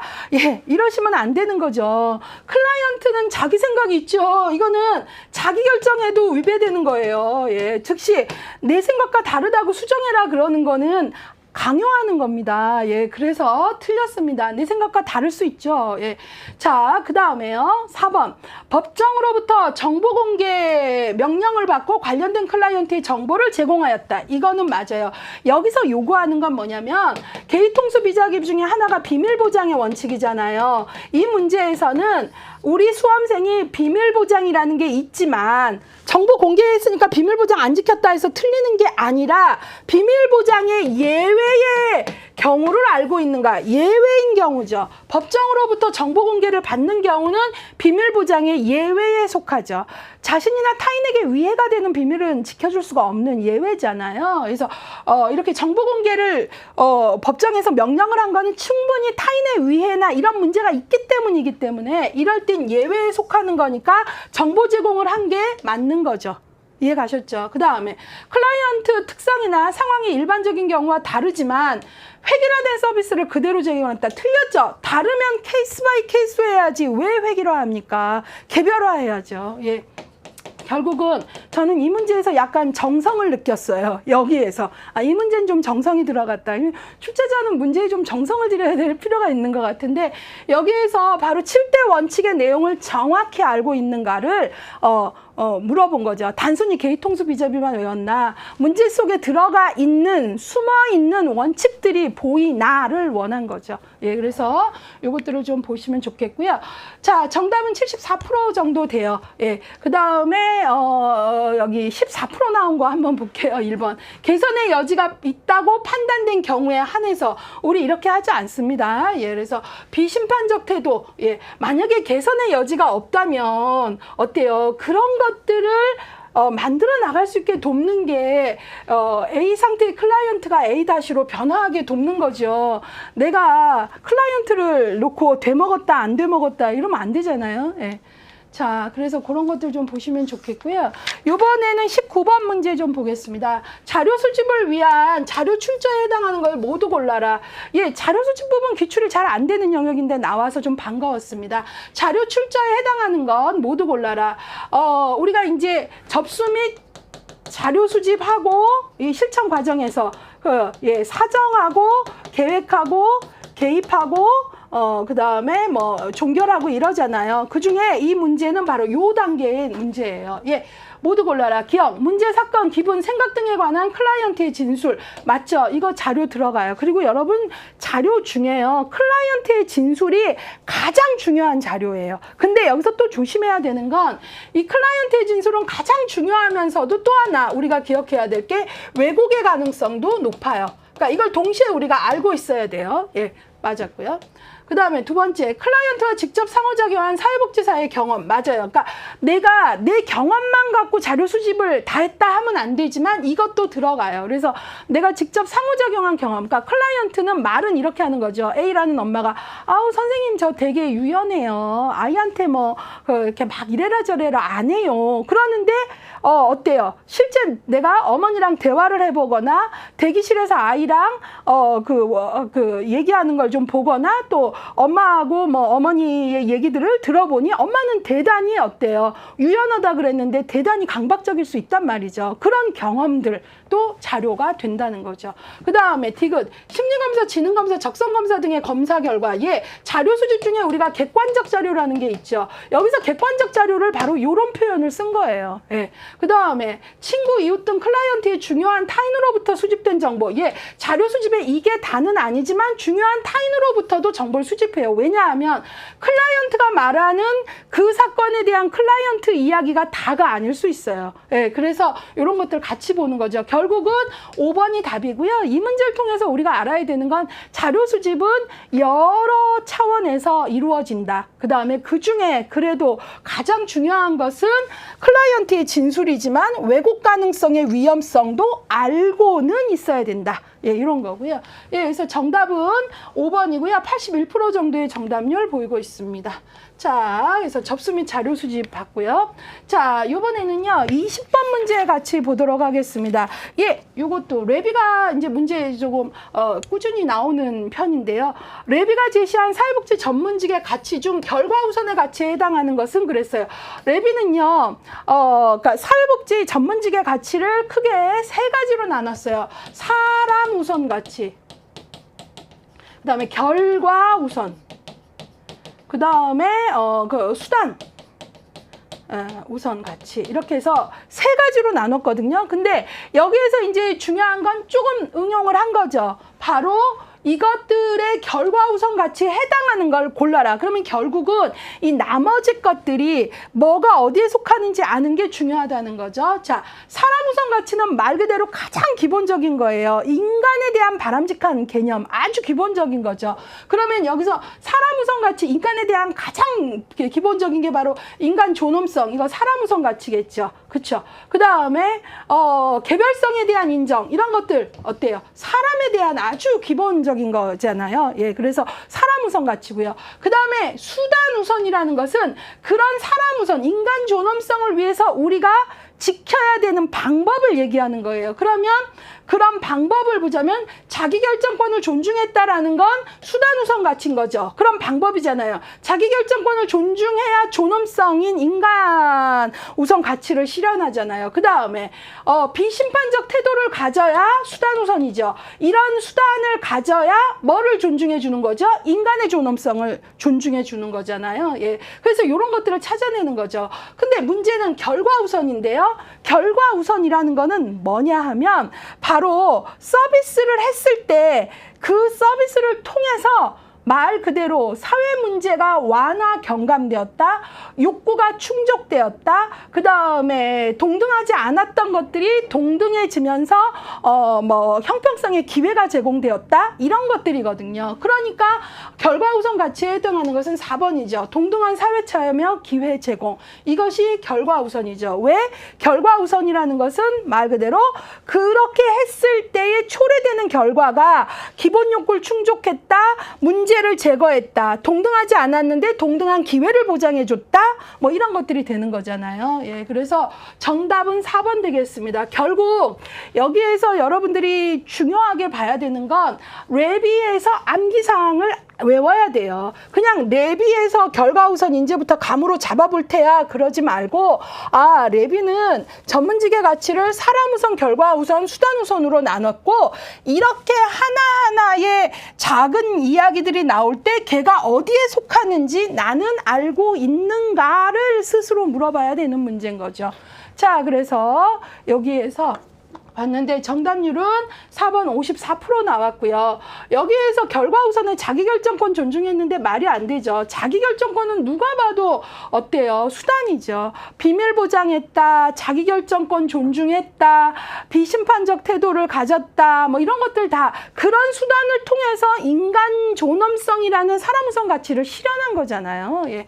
그래서 그런 것들 좀 정확히 보시고요. 상대적으로 레비가 문제에 좀 잘 나옵니다. 그래서 그것까지 강조하고 가겠습니다.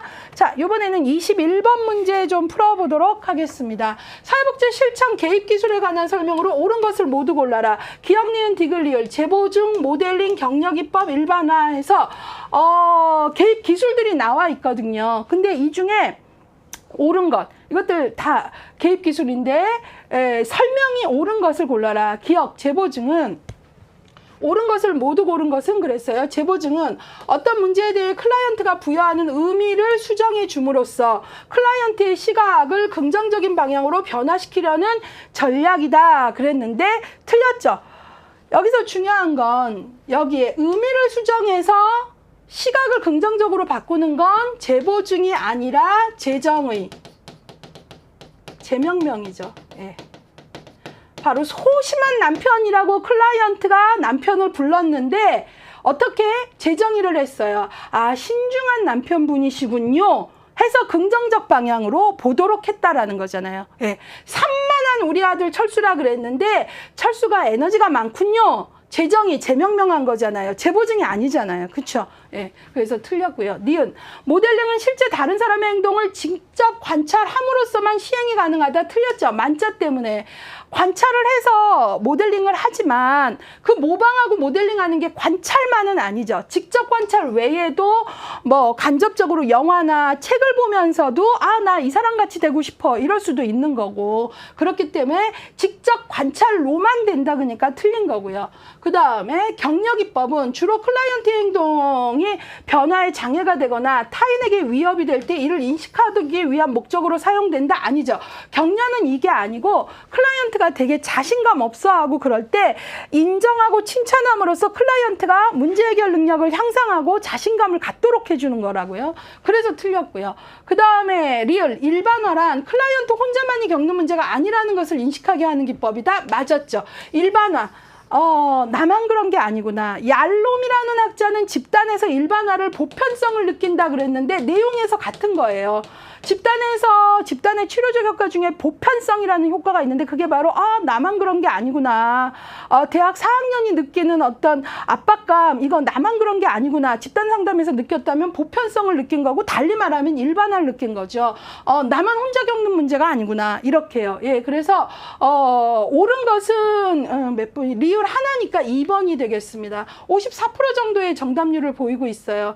예, 그리고 이제 기억이 36% 나왔는데 재정의하고 재보증 착각한 것 같아요. 이게 진짜 이게요, 알아도요, 긴장을 하면 재보증이 이 뒤에 읽으면서 재정의로 읽혀지는 시험 당일날 그런 어이없는 실수들이 있어요, 실제로. 그러니까 차분하게 좀 읽어내셔야 되겠죠. 예, 그다음에 여기서 하나만 더 알려드리고 싶은 건, 일반화라는 말이 지금같이 보편성하고 같은 뜻, 나만 그런 게 아니구나, 이렇게 해서 되게 지지받는 거잖아요. 그것도 있고요. 우리가 보통 교재들 보면 종결 단계에 일반화해라 이런 말 있거든요. 그거는 이런 보편성 뜻이 일반화가 아니라, 종결 단계의 일반화란 이렇게 어렵게 노력하고 시간을 들인 이 변화, 노력의 변화가 이것이 종결되더라도 삶에서 계속되도록 해라가 일반화, 삶에서 일반화되도록 해라, 이렇게도 표현을 쓰니까 이 말이 어느 위치에 놓였느냐에 따라, 문맥에 따라 다르다는 것까지 좀 아시길 바랍니다. 예, 그래서 이것도 좀 봤고요. 이번에는 22번 문제, 사례관리가 문제로 많이 나온다고 했는데요. 사례관리 문제 같이 풀어볼게요. 사례관리 등장 배경에 관한 설명으로 옳지 않은 것 그랬어요. 1번, 탈시설화로 인해 많은 정신장애인이 지역사회 내에서 생활하게 되었다. 맞죠? 그래서 사례관리는 복합적인 욕구를 가진 사람들을 직간접 서비스를 통해서 돕는 건데, 사례관리 등장 배경 중에 하나가 바로 탈시설화잖아요.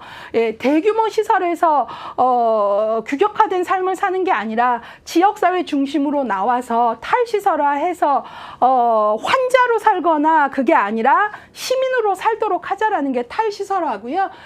특히 이제 탈시설화, 정신장애인이 이제 지역사회에서 많이 탈시설화하고 지역사회 시민으로, 환자로 사는 게 아니라 그런 운동이 아주 중요했고요. 한 가지 더 유의하셔야 되는 건, 탈시설화라 그러면 많은 학생들이 시설을 없앤다고 생각을 하잖아요. 그렇지 않아요. 거대 대규모 시설을 없애고, 시설이 꼭 필요한 경우는 소규모화해서 어디로 들어와라? 지역사회 안으로 들어와라. 저 외딴 곳에 엄청나게 크게 져서 그들만 살게 하는 게 아니라, 그런 의미예요. 그래서 탈시설화라는 말 안에는 대규모 시설을 소규모화해라, 그 다음에 또는 지역사회에서 살게 해라, 또는 경우에 따라서는 시설에 나와서 재가 중심 서비스를 받도록 해라, 이런 의미가 같이 있는 거죠.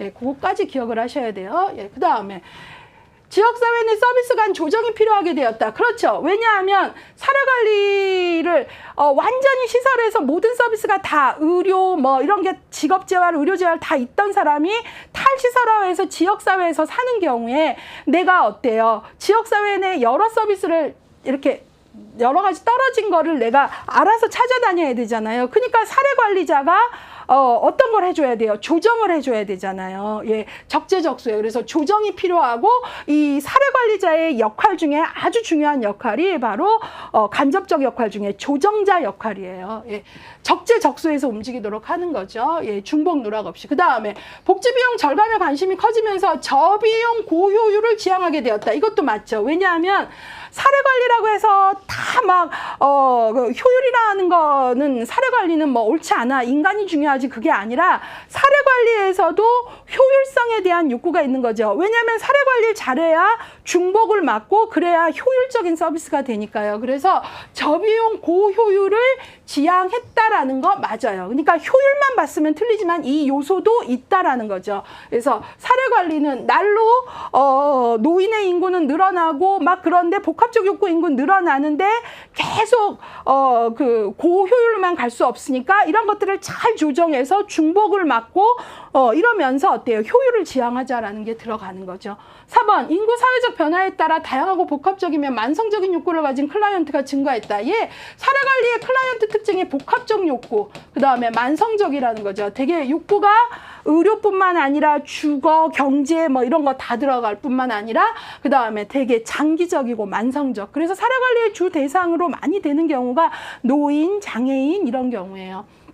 5번, 사회복지 서비스 공급 주체가 지방정부에서 중앙정부로 변화했다. 완전 틀렸죠. 옳지 않은 거 5번이죠. 공급 주체가 지방정부에서 중앙정부가 아니라 중앙정부에서 지방정부로 변화한 거죠. 그러면서 뭐가 필요했던 거예요? 이런 지방 분권화의 영향 하에서 서비스가 분산 단편화되지 않도록 통합할 수 있는 역할이 필요했고, 그게 바로 사례관리자의 역할인 거죠. 예, 그래서 옳지 않은 것은 5번이고요. 정답률 89%. 기본 개념 강의에서 대단히 많이 사례관리 등장 배경 강조하고요. 사례관리 등장 배경은 정말 초창기에서부터 지금까지 꾸준히 나오는 문제입니다. 자, 꼭 보시고요. 이번에 23번 문제 보도록 하겠습니다. 사회복지 실천의 간접적 개입에 해당하는 것. 그러면 문제에서 딱 느꼈죠. 직접 개입, 간접 개입 느끼셔야죠. 그리고 간접적에 해당하는 것, 직간접 구분하라는 거예요. 예, 의사소통 교육 직접이죠. 직접은 바로 대면 접촉, 페이스 투 페이스, 클라이언트와 얼굴을 맞대고 하는 거니까. 그 다음에 프로그램 개발은 뭐죠? 클라이언트 얼굴 맞대고 개발하지 않잖아요. 예, 그러니까 간접적 개입에 해당하는 건 2번이 답인 거고요. 자, 그 다음에 부모교육 직접이죠. 가족상담 직접이죠. 사회기술훈련 직접 만나서 해야죠. 예, 그래서 간접에 해당하는 것은 2번이고요. 결국 이 문제 아주 고전적인 문제예요. 정답률 보시면 85% 정도 나왔고요. 여기에서는 여러분들이 그 예제 연결이 요 정도는 어렵지 않잖아요. 예, 이런 것들 좀 보고, 그래도 헷갈린다면 직접적 서비스 하면은 대면 접촉이란 단어를 좀 기억을 하시면서 푸시면 될 것 같다라는 거고요. 이번에 24번 문제 풀어보겠습니다. 다음에서 설명하고 있는 사례관리의 과정은 그랬어요. 자, 사례관리의 과정 볼게요. 이제 우리가 아웃리치를 나가서 케이스를 발견한다, 케이스 파인딩이라고도 하는데요. 이거 이제 처음에 할 수 있고요. 그 다음에 그러면 그 다음에는 뭘 하죠? 사정을 해야죠. 어세스먼트. 사정한 다음에 그것에 필요한 포괄적 계획을 세워야죠. 계획을 세운 다음에 개입을 해요. 직간접 개입을, 주로 간접 개입을 많이 하죠. 주로. 그 다음에 사례관리는 복합적 욕구를 가진 클라이언트에 대해서 사례관리자 한 명이 아니라 한 기관의 한 서비스가 아니라 여러 차원의 서비스가 여러 기관에서 여러 차원에서 이루어지니까 이게 계획대로 잘 되고 있어? 수정할 건 없어? 보완할 건 없어? 이거가 바로 점검, 모니터링이거든요. 예, 그 다음에 이제 마지막으로 평가 혹은 장기면 재사정 이렇게 들어가겠죠. 자, 그래서 이 과정, 사정, 계획, 개입, 점검, 평가 중에 이 내용이 뭡니까? 그 문제예요. 예, 보겠습니다. 계획 수정 여부, 아까 이미 나왔네요. 제가 점검할 때 뭐죠? 계획대로 잘 되고 있어? 수정할 건 없어? 보완할 건 없어? 이런 거잖아요. 바로 수정 여부. 그 다음에 욕구 변화, 바뀔 건 없어? 그 다음에 서비스 목표 달성, 계획대로 잘 가고 있어? 서비스가 효과적으로 되고, 잘 가야 효과가 나올 거 아닙니까? 결국 정답은 점검이죠. 자, 87% 정도의 정답률이고요. 되게 친절한 문제 아닙니까? 이 정도의 단서를 달아줬는데 이게 안 찾아지기는 어렵죠. 예. 그리고 여기에서는 오히려 강조하고 싶은 건 그만큼 사례 관리에서는 뭐가 중요하다는 거죠. 포괄적 계획을 잘 세우는 것도 중요한데 한 기관에 한두 서비스, 한 기관의 담당자가 아니라 한 기관 안에서도 여러 담당자하고 연결될 수 있고, 여러 기관, 또 그다음에 전문가 보호 외에도 상호적 보호, 이런 차원, 비공식적 서비스 다 연결될 수 있기 때문에 사례 관리에서는 점검이 되게 중요하다는 거예요. 계획대로 잘 가고 있어? 수정할 건 없어? 보완할 건 없어? 그 사이 바뀐 욕구는 없어? 이런 것들이 중요하다는 얘기죠. 자, 마지막 25번 문제 같이 보도록 하겠습니다. 자, 이번에도 사례관리 문제인데요. 사례관리자의 역할과 그 예의 연결로 옳지 않은 것을 찾아라 그랬어요. 사례관리자의 역할. 자, 제가 앞서서 처음에 이 과목 설명할 때 요즘에 역할에 대한 문제가 3장 현장에서도 나오지만 사례관리하고 연결해서 역할 문제가 많이 나옵니다. 라는 말씀 드렸는데 그런 문제예요.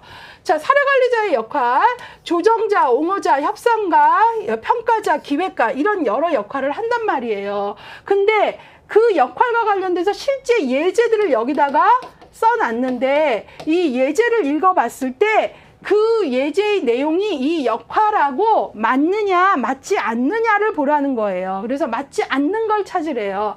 1번 조정자, 코디네이터, 사례회의를 통해 독거노인 지원 서비스가 중복 제공되지 않도록 했다. 맞죠? 조정자는 말 그대로 중복되지 않도록 조절하는 거예요. 조정. 예. 여러 기관의 서비스가 가니까 동일한 서비스 중복되면 자원의 낭비고 비효율적이잖아요. 예, 그래서 조정자, 중복되지 않도록 했다. 잘했네요. 옹호자, 사례회의에서 장애아동의 입장을 대변했다. 그쵸? 클라이언트를 대신하고 대변했다. 잘했네요. 옹호. 그 다음에 협상관, 니고티에이터, 사례회의를 통해 생활 형편이 어려운 가정의 아동에게 재정후원자를 연결했어요. 생활 형편이 어려운 아이의 욕구에, 경제적 욕구에 후원자를 연결했으니까 협상가가 아니라 뭘 한 거죠? 욕구의 자원을 연결했으니까 바로 브로커, 중개자가 된 거죠. 그래서 틀린 것은 3번입니다. 협상가는요, 뭐냐면, 볼게요. 협상가는요, 클라이언트가 어떤 체계와 갈등을 할 때, 협상가는 아까 앞에서 우리가 푼 문제, 몇 번인가요? 앞에서 푼 문제면 지금은 그 중재자가 있었죠. 메디에이터. 중재자는 중간에서 어디에도 치우치지 않으면서 상호 합의를 이루도록 하는 게 메디에이터 중재자예요. 근데 협상가는요, 그게 아니라 어느 한편에 서서예요.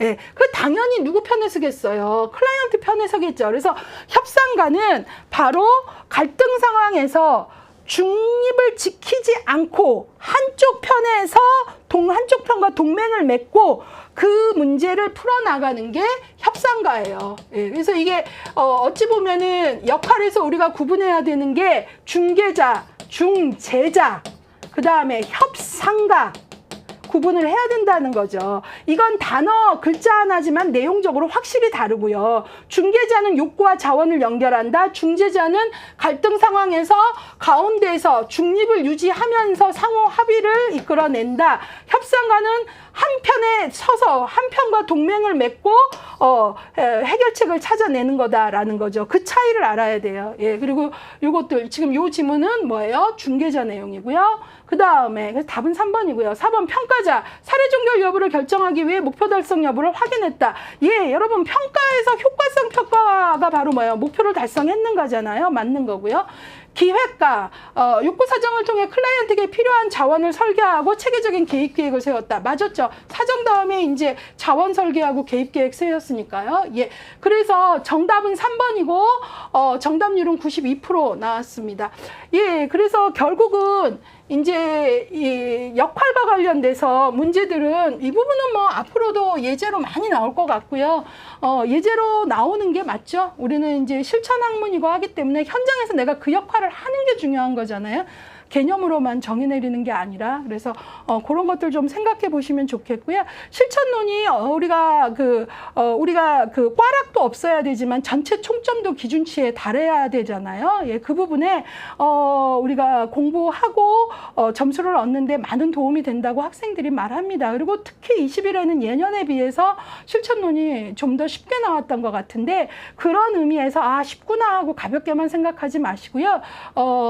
회차별 기출 문제집이라거나 아니면 뭐 장별 기출 문제집 뭐 등등을 보시면서 기출 회독도 좋고요. 그런 문제들을 보면서 와, 2부 실천론이란 과목이 20일엔 좀 쉽게 나왔지만 난이도가 높으면 이렇게도 나올 수 있구나 해서 다양한 문제를 접해봐서 진짜 여러분에게도 효자 과목이 되기를 바랍니다.